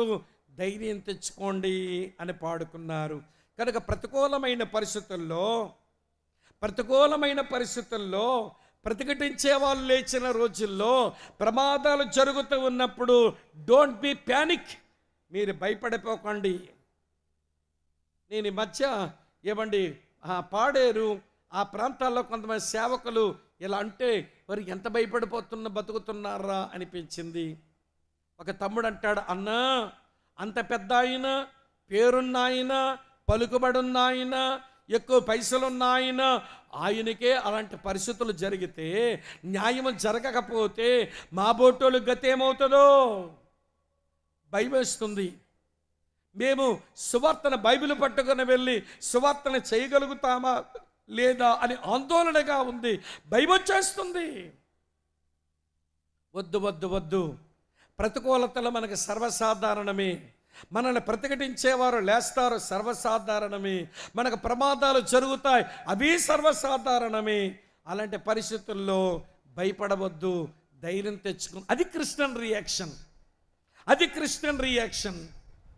ప్రియులారా, యోహాను యాకోబుల్ని పట్టుకున్నారు, క్షమించండి, పేతురు యోహాన్ని పట్టుకున్నారు. హేయ్, యేసునామం మీరు ప్రకటించకండి, యేసు వాక్యం మీరు బోధించకండి అని బెదురు పెట్టారు. మీరు అపొస్తలుల కార్యం 4వ అధ్యాయంగా చదివితే యేసునామం మీరు ప్రకటించకండి, యేసు వాక్యం మీరు బోధించకండి అని బెదురు పెట్టారంట. పేతురు యోహానులు సంఘం దగ్గరికి వచ్చి చెప్పారు, యేసునామం ప్రకటించొద్దంటున్నారు, యేసు వాక్యం బోధించొద్దంటున్నారు, ఏమి చేద్దామనంటే వారందరూ ఏక మనసుతో నాథా అని ప్రార్థన చేయడం మొదలుపెట్టారు. ఏమని ప్రార్థన చేశారో తెలుసా? ఆయన చంపేయన ఆయన, ఆయన మార్చేయన ఆయన, అలా చేయలేదండి వాళ్ళు. ప్రభువా, వారు అలానే ఉండని, కానీ మేము నీ వాక్యం చెప్పడానికి మాకు ధైర్యం ప్రసాదించు అని ప్రార్థన చేశారు. మాకు ధైర్యం కావాలి, మమ్మల్ని ప్రతిఘటించేవారు అలాగ ఉండని, మాకు ప్రతికూలమైన పరిస్థితులు కలిగించిన అలా ఉండని, మాకు ప్రమాదం తలపెట్టిన అలా ఉండని, కానీ మేము ధైర్యంగా నీ వాక్యం బోధించినట్లు మాకు సహాయం చెయ్యి అని ప్రార్థన చేశారు. చూడండి అప్పుడు ఏం జరిగిందో. అపొస్తలుల కార్యం 4:31 వారు ప్రార్థన చేయగానే వారి కూడి ఉన్న చోటు కంపించెను. అప్పుడు వారందరూ పరిశుద్ధాత్మతో నిండిన వారై దేవుని వాక్యం ధైర్యంగా బోధించిరి, ధైర్యంగా బోధించిరి. అక్క, చెల్లి, తమ్ముడన్న మనసు పెట్టి వినండి, నేను భయపెట్టే పరిస్థితులు వస్తాయి, నన్ను భయపెట్టే పరిస్థితులు వచ్చాయి, మనల్ని భయపెట్టే పరిస్థితులు వస్తాయి. ఈరోజు మీ ఊరొచ్చి వాక్యం చెప్పగలిగినంత చల్లని వాతావరణంలో నేను లేను. అవన్నీ చెప్పుకోవడానికి వీలు పడదు గనక, ఇవన్నీ రికార్డ్ చేస్తున్నారు గనక చెప్పలేకపోతున్నాను. కానీ చాలా ప్రతికూలమైన పరిస్థితుల్లో ఈ చోటుకి రావాల్సి వచ్చింది. కూడికలు పాడైపోతాయి, మరి దేవుని పని పాడవుతుందని వచ్చాను. కానీ వినండి ప్రియులారా, పెనం మీద కాలుతున్నట్టుగా ఉంది జీవితం. ఎగిరితే పొయ్యిలో పడతానని భయం వీడి, ఏమంటే పరిస్థితులు చాలా ప్రతిఘటించే వచ్చిన ఇక్కడికి వచ్చి వాక్య పరిచర్య చేయగలుగుతున్నా భయపడిపోతే ఏం చేస్తామండి? ఆందోళన చేస్తే ఏమి సాధిస్తామండి? అరే, మనం నమ్ముకున్న దేవుడు లేడా? ఆయనే మనకు ఆశ్రయం, ఆయనే మనకు దుర్గం, ఆయనే మనకు నమ్ముకోదగిన సహాయకుడు అని ఎరిగిన మాట నిజమైతే భయమును వీడి దేవుని పనులు దూసుకొని పోవాలి, కానీ చతికిలబడిపోకూడదు కదా అని అనిపించింది. ఇది నా అనుభవం చెప్తున్నా, ఇదేదో అనుభవం లేని మాట నేను చెప్పడంలా. చుట్టూ భయపడే పరిస్థితులు ఉన్నాయి, చాలా భయంకరమైన ఏమంటే భయపరిచే పరిస్థితులు చుట్టూ అలుముకొస్తున్నాయి. ప్రభువు లేడా? ఆయన సహాయం చేయడా? ఆయన నమ్ముకోదగిన వాడు కాడా? ఏ జరిగితే జరగని, కానీ ప్రభు తన చిత్తమే నెరవేర్చుకుంటాడని ఏమంటే రాగలుగుతున్నాం. ఇలాంటి అనుభవాలు వాక్యంలో చదువుకున్న తర్వాత ఇంతకంటే ఎక్కువ చెప్పలేను. ఇది మొదటి మాట. ఏమిటా మాట అనంటే, భయపడవద్దు, మనకు దేవుడున్నాడు, సహాయపడే దేవుడున్నాడు. ఆయన కుమారుడు సహాయపడేవాడే, ఆయన ఆత్మ సహాయపడేవాడు, మెట్టుగా ఆయన మనకు సహాయకుడు, ఆయనే మనకు ఆశ్రయం, ఆయనే మనకు దుర్గం. ముందుకు పోదాం పదండి. స్తుతులు చెల్లిస్తున్నారు, శత్రువుల మధ్యలో దేవుణ్ణి ఆరాధిస్తున్నారండి. రెండో మాట చెప్తాను వినండి, సోలిపోవద్దు. ఎందుకు సోలిపోవద్దు అని చెప్పవలసి వచ్చిందంటే, చూడండి 46వ కీర్తన 4వ వచనంలో ఇలా ఉంది, ఒక నది కలదు. ఇక్కడ ఒక విషయం చెప్తాను వినండి. ఏ రాజైనా తన దేశాన్ని తన సామ్రాజ్యాన్ని ఆయన స్థాపించుకున్నప్పుడు ఏమంటే నదుల పక్కనే స్థాపించుకుంటాడు. ఎందుకని అంటే తన సామ్రాజ్యంలో తన దేశంలో ఉన్న ప్రజలకు తాను నీళ్ళివ్వగలిగితే చాలు, ప్రజలు తన మీద తిరుగుబాటు చేయకుండా ఉంటారు. ఏది ఇవ్వలేకపోయినా పర్వాలేదు, నీరివ్వలేకపోతే మాత్రం ప్రజలు తిరుగుబాటు చేస్తారు. నీరివ్వగలగాలి. అందుకనే ఐగుప్తు సామ్రాజ్యం నైలు నది పక్కన స్థాపించబడింది. బబులోను సామ్రాజ్యం యూఫ్రాటీస్ నది పక్కన స్థాపించబడింది. భారతదేశం అంటారా, ఎన్నో నదులే నదులండి. నీళ్ళకు కొరత లేని నదులు ఈ భారతదేశానికి దేవుడు అనుగ్రహించినాడు. కానీ విడ్డూరమైన విషయం చెప్పనా, యెరూషలేములో ఏ నది లేదు. యెరూషలేములో ఏ నది లేదు. వారు సోలిపోకుండా వాళ్ళు దప్పికని తీర్చుకోవాలనంటే ఆ పైన ఏదో యోర్దాను నది ఉంది ఇశ్రాయేలీల దగ్గర, యూదుల దగ్గర అది లేదు. అక్కడ నది దగ్గరికి వెళ్ళి నీళ్ళు తెచ్చుకోవాలంటే అది వినండి ప్రియమైన స్నేహితులారా, కోతకాలమున గట్ల మీద పొర్లిపారుద్దు కానీ మిగిలిన రోజుల్లో అది మోకాల లోతు కూడా ఉండదు నీళ్ళు. అందులో యోర్దాను నది అంటే అంతే, కోతకాలములో గట్ల మీద పొర్లి పారుతుందేమో కానీ సామాన్యమైన రోజుల్లో ఏమండి మోకాల లోతు కూడా ఉండదు నీళ్ళు. యోర్దానులో నది లేదు. అందుకని బావులు తవ్వుకుంటారు, ఆ దిగుడు బావుల నుంచి నీళ్లు చేదుకుంటారు, దానితో వాళ్ళ దప్పికను తీర్చుకుంటారు.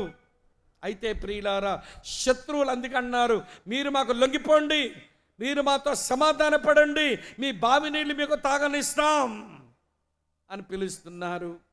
కానీ వాళ్ళకు విషయం తెలియదు, వీళ్ళకు ఒక నది ఉందంట, అది దేవుని పట్టణమును, దాని కాలువలు ఒక నది కలదు, దాని కాలువలు దేవుని పట్టణమును, సర్వోన్నతుని మందిరపు పరిశుద్ధ స్థలమును సంతోషపరచుచున్నమని పాడుకుంటున్నారు. ఒరే మీకు నది ఎక్కడుందిరా బాబు?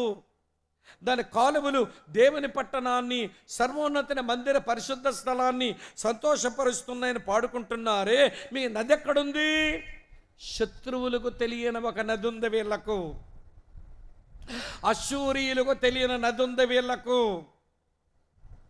శత్రువులు అనుకుంటున్నారు వీళ్ళకి బావి నీళ్ళు లేకుండా చేస్తున్నాం, వీళ్ళు సోలిపోతారు, సమస్యలిపోతారు అనుకుంటే వీరు లోపలుండి పాడుకుంటున్నారు, మనకు నది ఉంది, దాని కాలువలు దేవుని పట్టణాన్ని, సర్వోన్నత మందిర స్థలాన్ని సంతోషపరుస్తున్నాయని పాడుకుంటున్నారు. ఇంతకీ వీళ్ళు నది ఎక్కడి నుంచి వచ్చింది చూపిస్తాను చూడండి. దినవృత్తాంతాలు 2వ గ్రంథం, దినవృత్తాంతాలు 2వ గ్రంథం 32వ అధ్యాయం 30వ వచనం చూడండి. ఏమి రాస్తుంది? 32:30లో ఈ హిజ్కియా గీహోను కాలువకు ఎగువన కట్టవేయించి దావీదు పట్టణపు పడమట వైపునకు దాన్ని తెప్పించెను. హిజ్కియా తాను పూనుకున్న సర్వ ప్రయత్నముల యందు వృద్ధి పొందెను. ఆ పైనున్న గీహోను నదికి ఎగువన కట్టవేసి దానిలోంచి అండర్ గ్రౌండ్ నుంచి నీళ్లను యెరూషలేములోకి తెప్పించి దాని కాలువలను కట్టాడు, ఒక జలాశయాన్ని కట్టుకున్నాడు. ఈ విషయం శత్రువులకు తెలియదు, అండర్ గ్రౌండ్ నుంచి వచ్చేసింది. దాని కాలువలు దేవుని పట్టణాన్ని సంతోషపరుస్తున్నాయి, సర్వోన్నతుని దేవుని మందిర పరిశుద్ధ స్థలాన్ని సంతోషపరుస్తున్నాయి. నది లేదు అని వాళ్ళు అనుకుంటున్నారు, మనకు నది ఉంది, అది మనకే తెలుసు, కానీ సోలిపోనక్కరలేదు. అక్క, చెల్లి, తమ్ముడన్న, ఇప్పుడు మన వరకు వస్తాను రండి ప్రియులారా. ఈ రోజున నువ్వు సోలిపోనక్కరలేదు. ఈ కుటుంబ జీవితంలో సమస్యలు, సంసార జీవితంలో సవాలులు, భక్తి జీవితంలో ఈ పోరాటాలు తట్టుకోలేక అలసిపోయి దాహంతో సోలిపోతున్నారు కొంతమంది దేవుని పిల్లలు. దేవుని వాక్యం అంటుంది, నువ్వు సోలిపోనక్కరలేదు, నువ్వు సోలిపోనక్కరలేదు. నీకు ఒక నది ఉంది. ఎక్కడుందంట మనకు నది? చెప్తాను చూడండి ప్రియులారా. ఎక్కడుంది మనకు నది? చూపిస్తాను చూడండి. యోహాను సువార్త 7వ అధ్యాయం 37, 38, 39 వచనాలు ఇలా ఉన్నాయి. ఆ పండుగలో మహాదినమైన అంచెదినమున యేసు నిలిచి, ఎవడైనను దప్పిగొనని ఎడల నా యొద్దకు వచ్చి దప్పి తీర్చుకొనవలెను. నా యందు విశ్వాసముంచువాడు ఎవడో లేఖనము చెప్పినట్టు వాని కడుపులో నుండి జీవజల నదులు పారునని బిగ్గరగా చెప్పాను. తన యందు విశ్వాసముంచువారు పొందబోవు ఆత్మను గూర్చి ఆయన ఈ మాట చెప్పాను. ఏంటుందట నీలో? జీవజల నది ఉందట. ఏంటుంద నీలో? ఊరిడి నీటి బొగ్గుందట. ఎక్కడి నుంచి వచ్చింది ఇది? ప్రకటన గ్రంథం 22:1 రాసి ఉంటుంది. మీరు రాసుకోవాలి. మీరు ధ్యానం చేసుకోవాలనుకుంటే ఊరికే బొమ్మల్లా కూర్చుంటే మీ బుర్రలేం పడదు. ప్రకటన గ్రంథం 22:1 రాసి ఉంటుంది. దేవుని సింహాసనము నుండి గొర్రెపిల్ల సింహాసనము కింద నుండి పారుతుందంట ఒక నది. పారుతుందంట ఒక నది. దేవుని సింహాసనము నుండి గొర్రెపిల్ల సింహాసనం నుండి పారుతుంది ఒక నది, జీవజల నది. అది నీ కడుపులోనికి వచ్చిందంట. ఎలా వస్తుందో తెలుసా? యేసుక్రీస్తు ప్రభు నిజమైన దేవుడని విశ్వసించి నీ పాపాల విషయమై పశ్చాత్తాపడితే నీ లోపలికి వచ్చింది నది. అది ఊరిడి నీటి బొగ్గ, అది జీవజల నది, మరొకటి కాదది. అది పరిశుద్ధాత్మ దేవుడు. ఎలా వచ్చాడు ఆయన? దేవుని సింహాసనము నుండి గొర్రెపిల్ల సింహాసనము నుండి కింద నుంచి పారుతున్న ఈ జీవజల నది యేసుక్రీస్తు దేవుడని విశ్వాసం ఉంచి నీ పాపాల విషయం పశ్చాత్తాపడితే ఆయన నీ లోపలికి వచ్చి ఊరిడి నీటి బొగ్గగా ఉండి నీలోంచి జీవజల నదిలాగా ప్రవహిస్తాడట. యేసునందు విశ్వాసం ఉంచి వారు పొందవలసిన ఆత్మను గూర్చి యేసు ఈ మాట చెప్పాడు. ఈ రోజున పరిశుద్ధాత్మను పొందడం గురించి వెర్రి వేషాలు వేస్తున్నారు కొంతమంది. మా వైపు ఒక ఆయన అంటాడు, ఆయనే మా వైపు ఆయనే, మీ వైపే ఈస్ట్ గోదావరి వైపు వాక్యం చెప్పడానికి వచ్చినాడు ఒక పెద్దన్నయ్య. వస్తేనట ఎవడ కూడికలో పరిశుద్ధాత్మను గురించి మాట్లాడగానే ఆ సంఘ కాపరి అన్నాడట, అయ్యా రాయ్యా నువ్వు ఒకసారి అన్నాడంట. వచ్చి ఒక గదిలో తీసుకెళ్ళి చూడు డ్రమ్ములన్నీ అన్నాడు.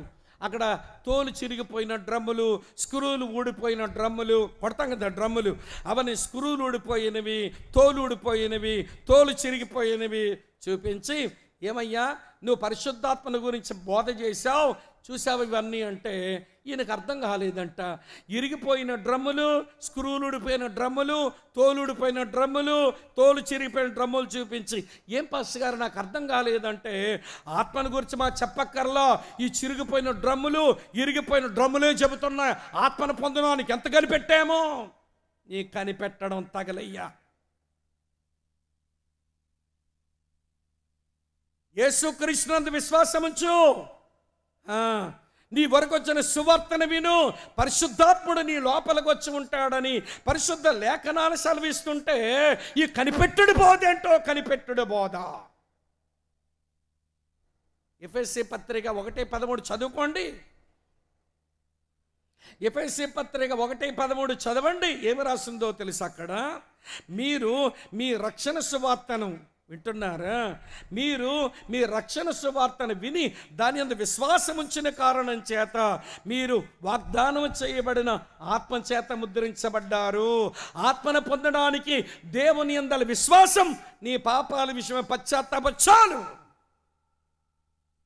డ్రమ్ములు పగలగొట్టుకొని, మైకలు విరగొట్టుకొని, అరిసి గొంతులేసి కేకలేసి వచ్చేది ఆత్మగా దెయ్యం.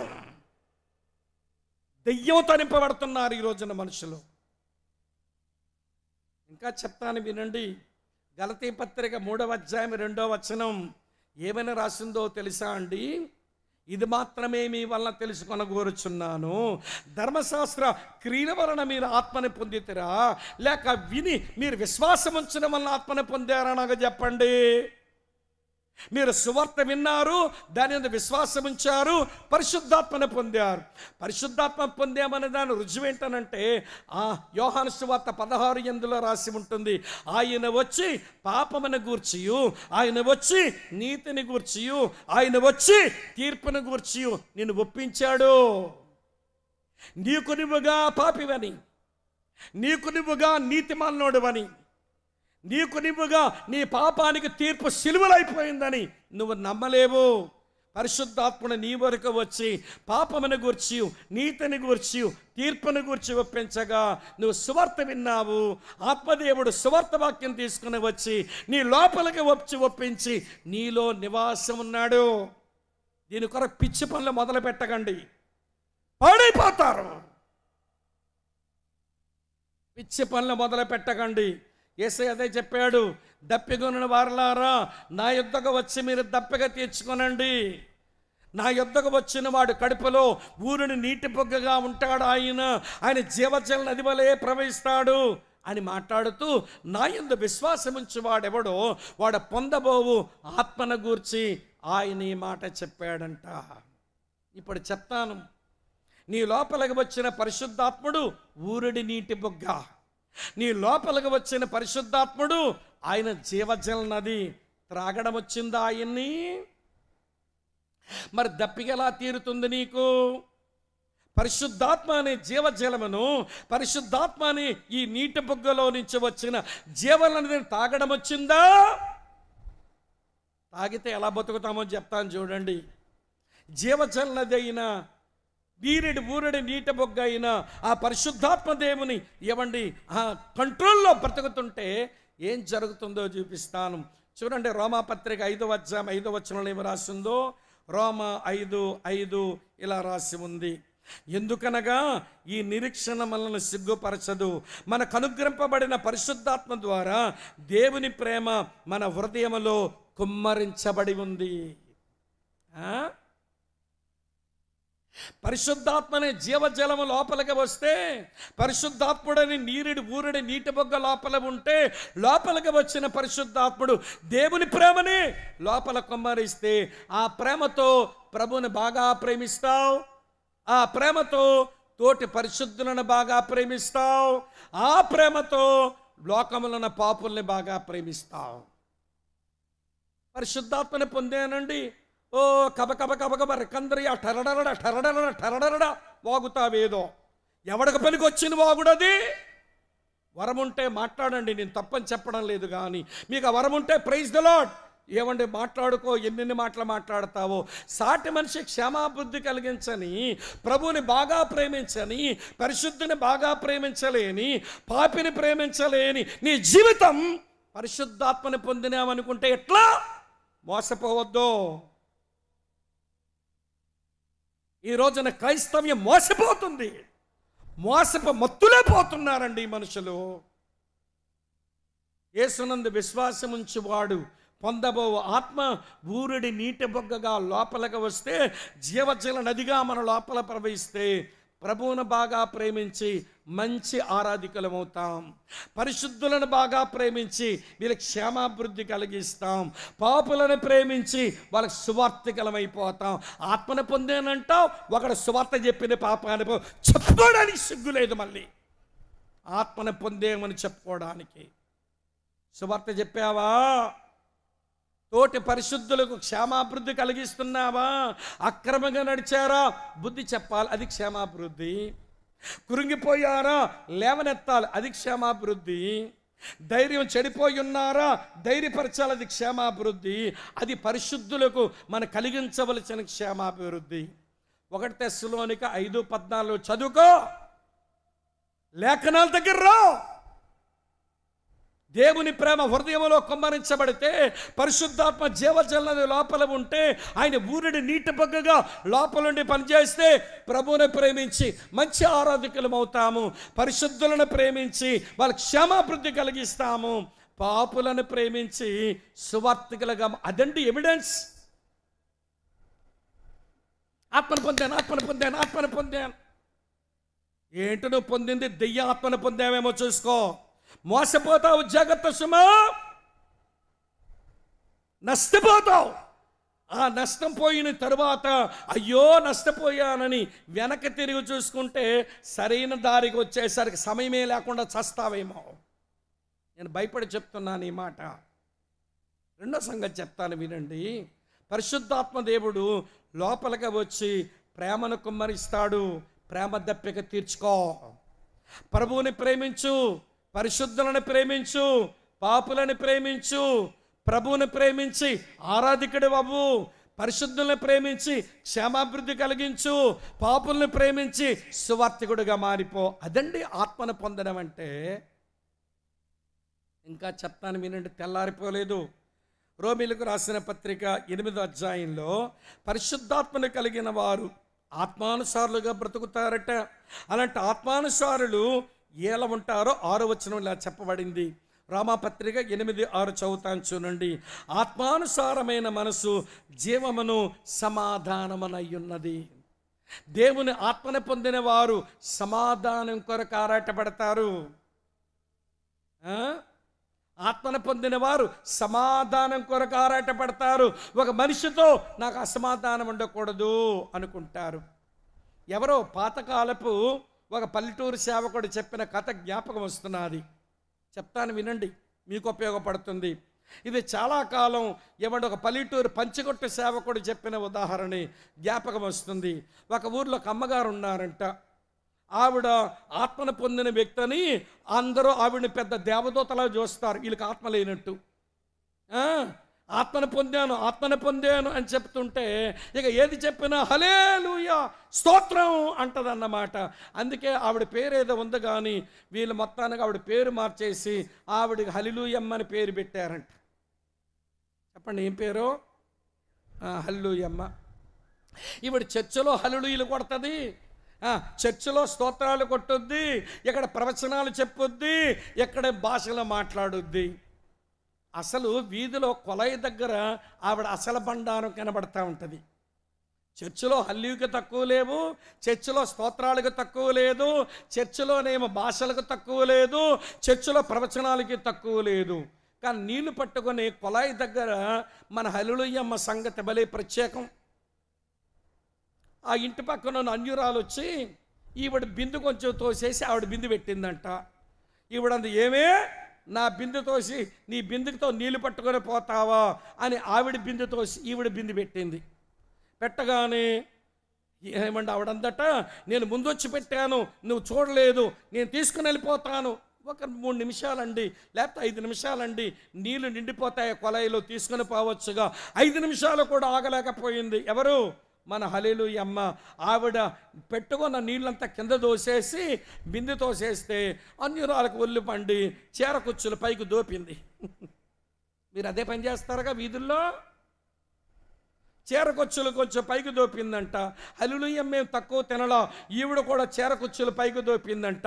ఇప్పుడు తిప్పుకుంటున్నారండి. ఏమండి చక్రాల్లాగా తిరుగుతున్నాయి చేతులు. నీకేదో పడిపోను, నీకేదో తెగిపోను, నీకేదో పడిపోను, నీకేదో తెగి తిట్టుకుంటున్నారు. రంపాల్లాగా తిరుగుతున్నాయి చేతులు. ఈలోగా వాళ్ళ పాస్టర్ గారేమో హల్లెలూయమ్మ దర్శిద్దామని ఈయన సైకిల్ మీద బయలుదేరాడు. కర్మకాలి. హల్లెలూయమ్మ చూసేసిందంట. అమ్మో మా పాస్టర్ గారు నన్ను చూసేస్తే నా బండారం అంతా బయటపడుతుంది, నేను ప్రవచనాలు చెప్తాను, భాషలు చెప్తాను, తర్వాత నేను పెద్ద హల్లెలూయలు కొడతాను, నాకు అంతే హల్లెలూయమ్మని పేరు పెట్టారు, ఇవిడ పాస్టర్ గారు కానీ దెబ్బలాడి బూతులు తిడుతున్నానని తెలిస్తే నా పరువు పోద్దని అంటుందట. వసే అన్యురాలతో అంటుంది, వసే ఊరుకోవే, మా పాస్టర్ గారు వెళ్ళిపోయిన తర్వాత తిట్టుకుందాం, మన పాస్టర్ గారు వెళ్ళిపోయి దెబ్బలాడుకుందాం, ఆగవే అంటే నేనెందుకు ఆగుతాని అని అన్యురాలేమో గంపనూరు వేసుకొని ఇంకరుస్తుందంట. పాస్టర్ గారేమో దగ్గరికి వచ్చేస్తున్నారు, హల్లెలూయమ్మకేమో కోపం వచ్చేస్తుంది. పాస్టర్ గారేమో దగ్గరికి వచ్చేస్తున్నారు, హల్లెలూయమ్మ కోపం పేరు అన్యురాలు ఆగడంలా పిచ్చి పిచ్చి తిడుతున్నది, తట్టుకోలేకపోతుంది హల్లెలూయమ్మ.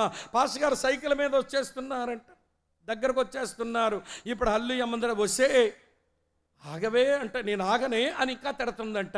ఈవిడ కోపం బాగా పెరిగి నోర్మి హల్లెలూయా, నోర్మి హల్లెలూయా అందట. అనగానే పాపం అన్యురాలకి పదం ఏంటో తెలియదుగా హల్లెలూయా పదం. ఆవిడందంటే ఏమే నన్ను కొత్త పదంతో తిడతావా, హల్లెలూయా తిడతావా, మీ అమ్మ హల్లెలూయా, మీ నాన్న హల్లెలూయా, నీ కూతురు హల్లెలూయా, నీ కొడుకు హల్లెలూయా, నీ మనవడు హల్లెలూయా, హల్లెలూయా హల్లెలూయా అంటుందట.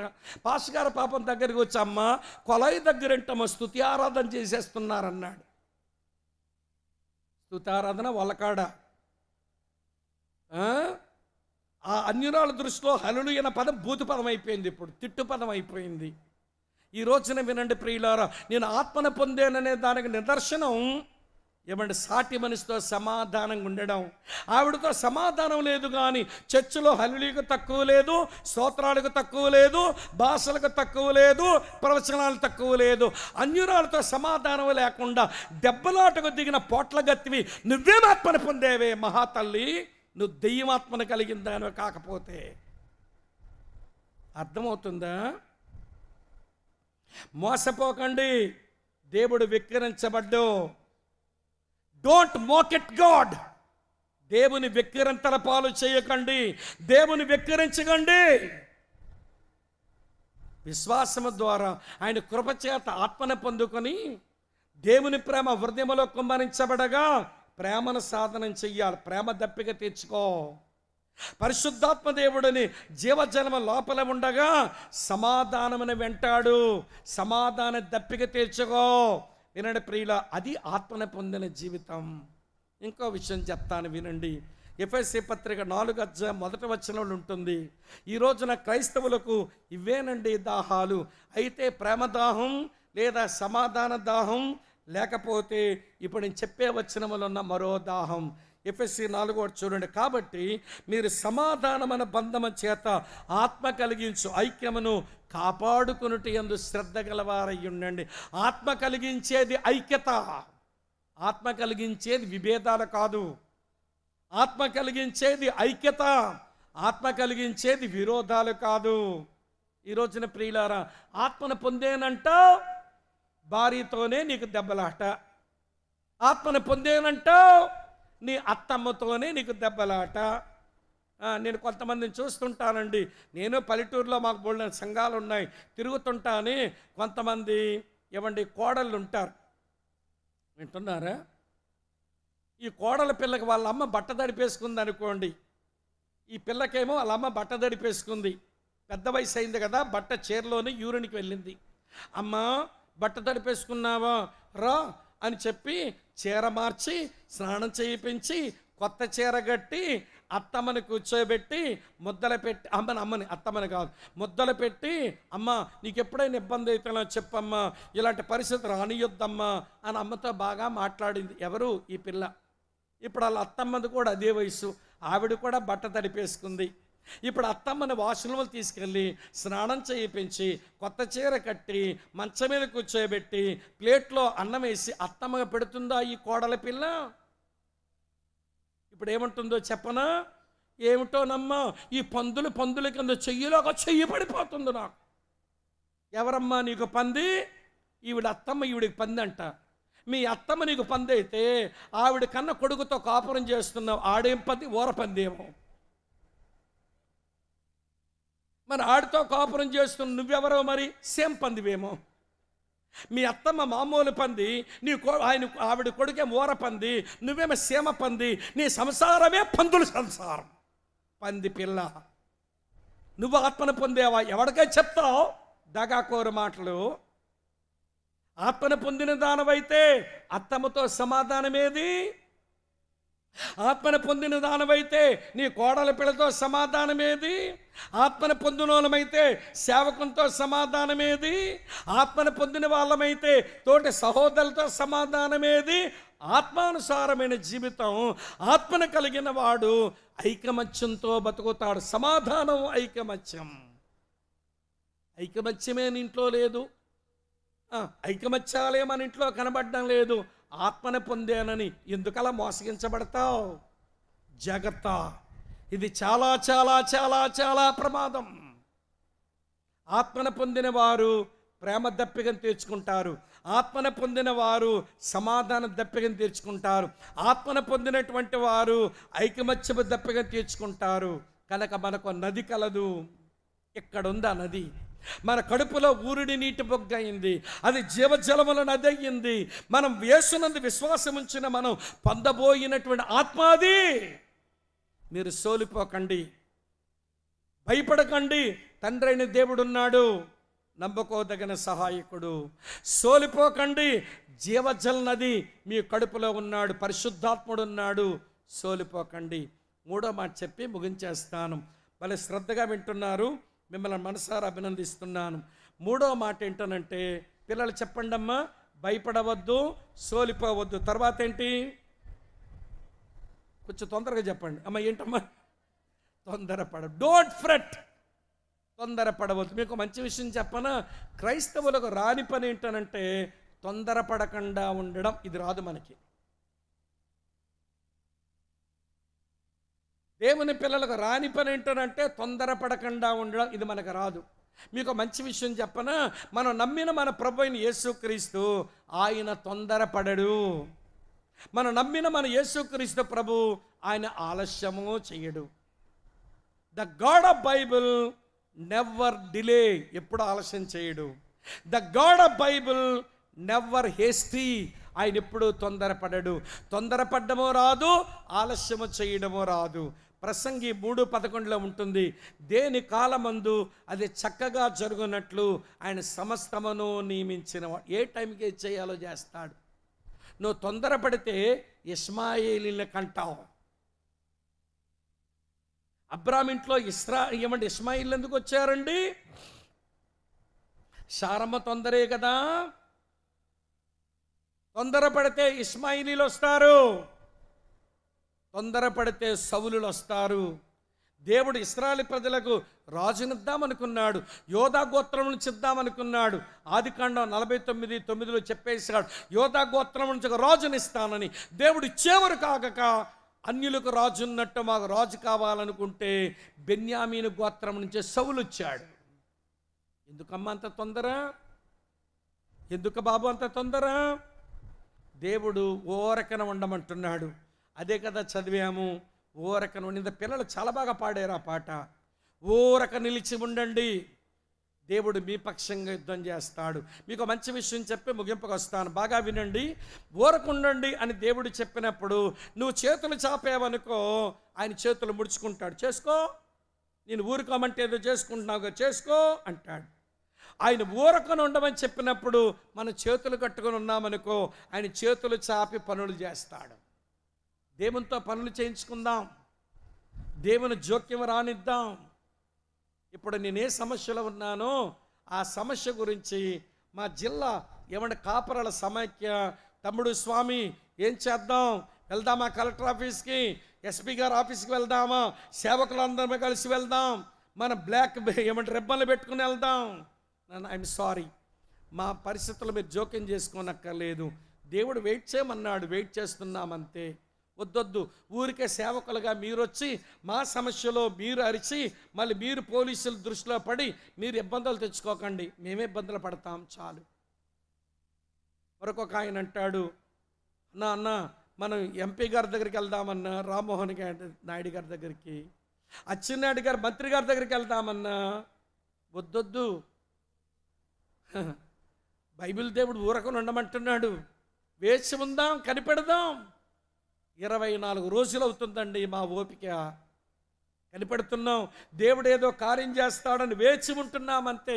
నేనేదో అనుభవంలో లేని మాట కాకమ్మ కబుర్లు చెప్పడంలా, నా పీక మీదకు వచ్చిన సమస్య, మా సంఘాలు మా సేవ మీదకు వచ్చిన భయంకరమైన సమస్య, భయపడకుండా చూస్తున్నాం, సోలిపోకుండా కనిపెడుతున్నాం, మేము తొందరపడకుండా వేచి ఉంటున్నాం. ఇది మా ఎక్స్పీరియన్స్, ఇది నా అనుభవం మీతో చెప్తున్నాను. ఒక విషయం చెప్పి ముగిస్తాను. దేవుడు ఓరకన ఉండమన్నప్పుడు ఓరకనే ఉంటే దేవుడు కార్యాలు చేస్తాడు. అదేంటో చెప్తాను చూడండి. నిర్గమాకాండం 14:14 ఇశ్రాయేలు ప్రజలు ప్రయాణం చేస్తున్నారు. ప్రయాణం చేస్తుంటే ఎదురుగా ఎర్ర సముద్రం అడ్డం వచ్చింది.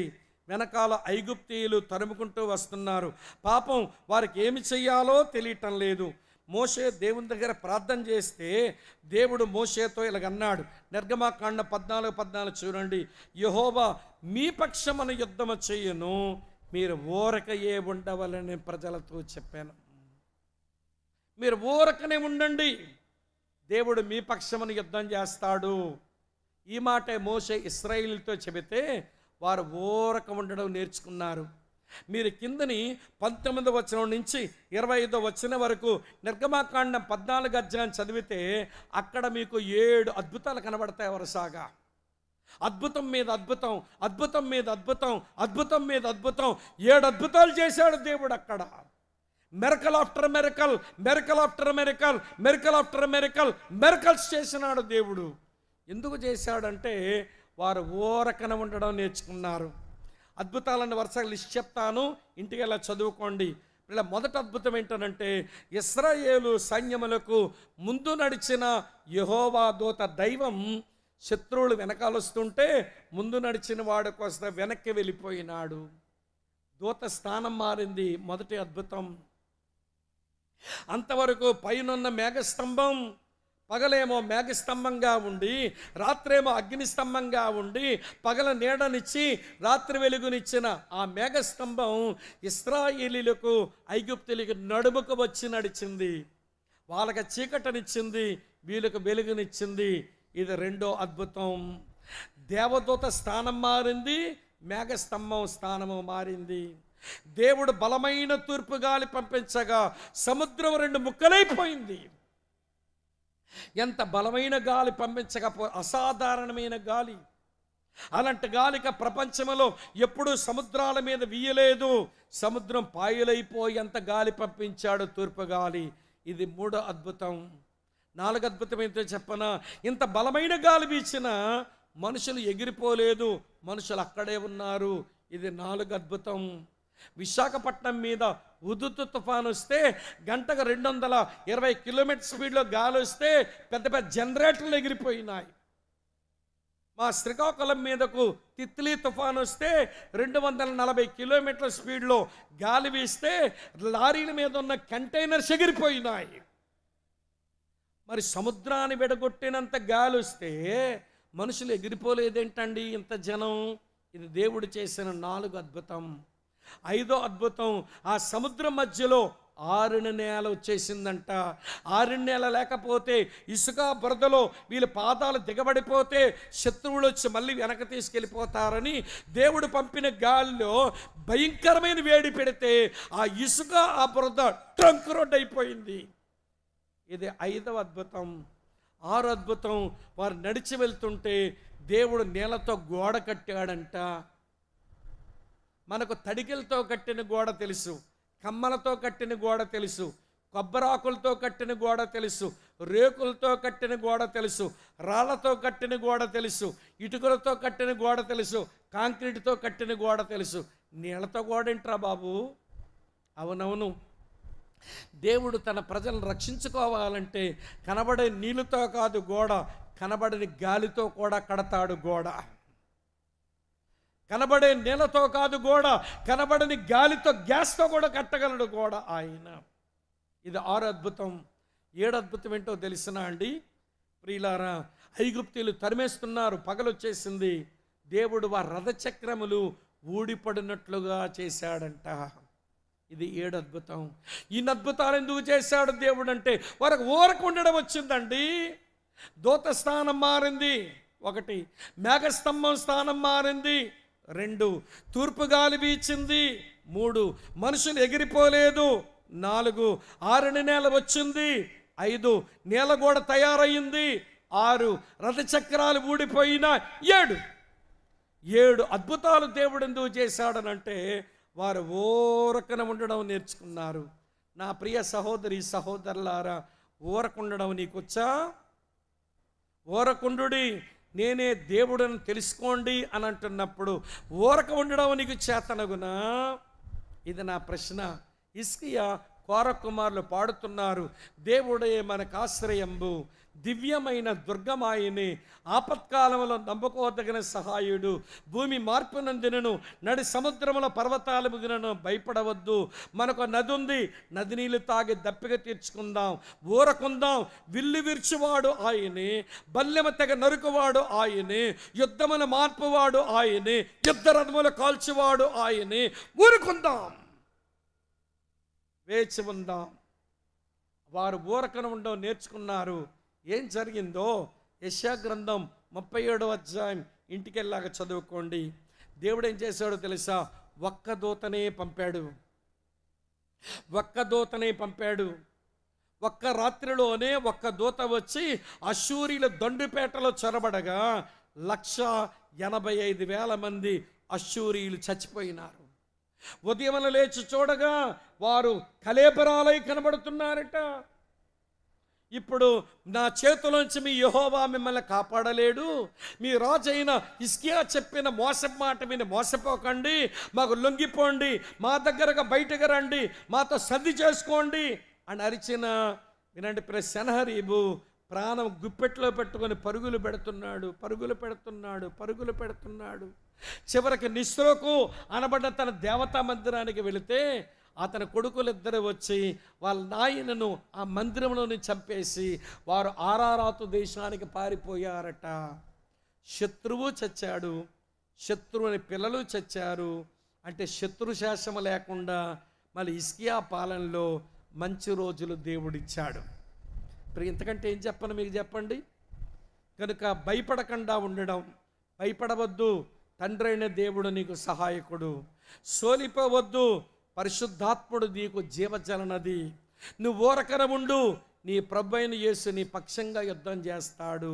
ఇది అర్థం కాక తొడగొట్టినోడొకడు, మీసం నిలిపినోడొకడు, దమ్ముంటే రెండు అన్నోడొకడు, నల్ల బ్యాడ్జీలు పెట్టుకున్న ఒకలము, ధర్నాలనే వాళ్ళము, ఏమేమో చేస్తున్నాం. ప్రతికూలమైన పరిస్థితుల్లో తెలివుండి చేస్తున్నామా, తెలివి మానవుల్లోగా పనిచేస్తున్నామా? ప్రతికూలతలు వస్తాయి, ప్రతిఘటనలు వస్తాయి, ప్రమాదాలు వస్తాయి.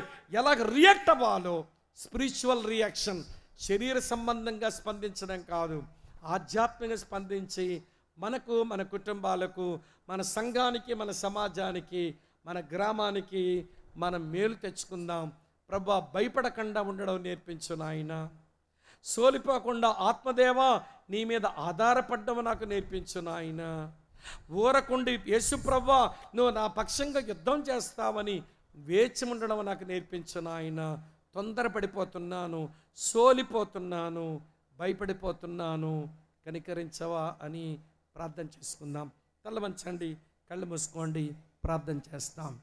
తల వంచండి, కళ్ళు మూసుకోండి, ప్రార్థన చేస్తాం. తల వంచండి, ఎవరు నిలబడొద్దు, మీరు ఉన్న చోటనే ఉండండి. ఆలోచించండి. సుమారు మీరు 1:50 విన్నారు వాక్యం. ఇప్పుడు సుమారు 1:50 విన్నారు వాక్యం. ఇంతకంటే ఏమి చెప్పాలి చెప్పండి మీకు? చాలదా ఈ వాక్యం?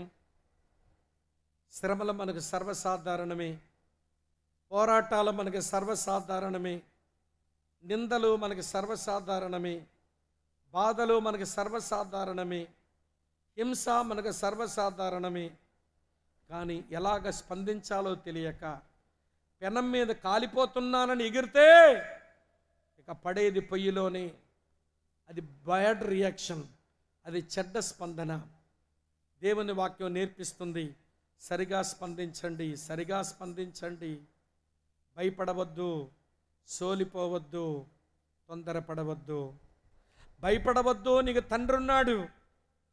సోలిపోవద్దు, నీకు ఆదరణకర్త అయిన పరిశుద్ధాత్ముడున్నాడు.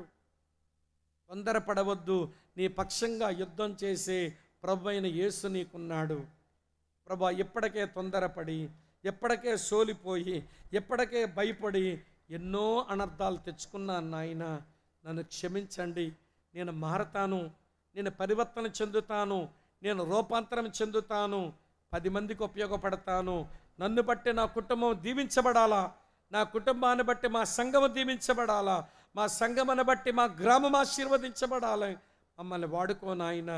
విరిగి నలిగిన హృదయంతో, పశ్చాత్తాప హృదయంతో, యేసు నేను నీ వైపు చూస్తున్నాను, కనికరించి నన్ను క్షమించి నన్ను బలపరచు, నన్ను వాడుకో అని ప్రార్థన చేసుకుందామా? అలా ప్రార్థన చేసేవాళ్ళు ఇక్కడ ఎవరైనా ఉంటే మీరు కూర్చున్న చోట్లోంచి నెమ్మదిగా మీరు లేచి నిలబడి ప్రార్థన చేసుకుంటారా? మీ కొరకై ప్రార్థన చేసి సభకు ముగింపు పలుకుతాం. వందనాలు సహోదరి, వందనాలు సహోదరుడా. ఎవరు ఇటు కదలొద్దు ప్లీజ్. ఇది చాలా ప్రశస్తమైన. గాడ్ బ్లెస్ యూ చెల్లెలా, గాడ్ బ్లెస్ యూ యవన బిడ్డలారా. ప్రభు నేను ఆశీర్వదించునుగాక సహోదరుడా. నేను చెయ్యొత్తమంటే అది తేలికైన పని నాకు తెలుసు. మీ హృదయంలో గట్టి తీర్మానం జరిగితే మీరు ఉన్న చోట్లోంచి లేచి నిలబడండి. మీ కొరకై ప్రార్థించి ఆశీర్వదించి మిమ్మల్ని మీ గృహాలకు పంపిస్తాం. ఇంకే వండర్ఫుల్ చెల్లి, very good. Praise the Lord sister గారు, ప్రైజ్ ద లార్డ్ అక్క. దేవుడు మిమ్మల్ని బలపరిచి దీవించునుగాక. మంచిది బ్రదర్, వెరీ గుడ్. ప్రభు మిమ్మల్ని బలపరిచి ఆశీర్వదించునుగాక. వెరీ గుడ్ సిస్టర్, మంచిదమ్మా, మంచిది బ్రదర్. ప్రభు మిమ్మల్ని ఆశీర్వదించి బలపరిచి వాడుకొని. ఇంకెవరైనా ఉన్నారా? ఇంక ప్రార్థన చేసుకోండి. నిలబడిన వాళ్ళు ప్రార్థన చేసుకోండి. మీ చేతిని దేవుని చేతిలో పెట్టండి. ఆయన వాడుకుంటాడు, దీవిస్తాడు, తమ్ముడు బలపరుస్తాడు.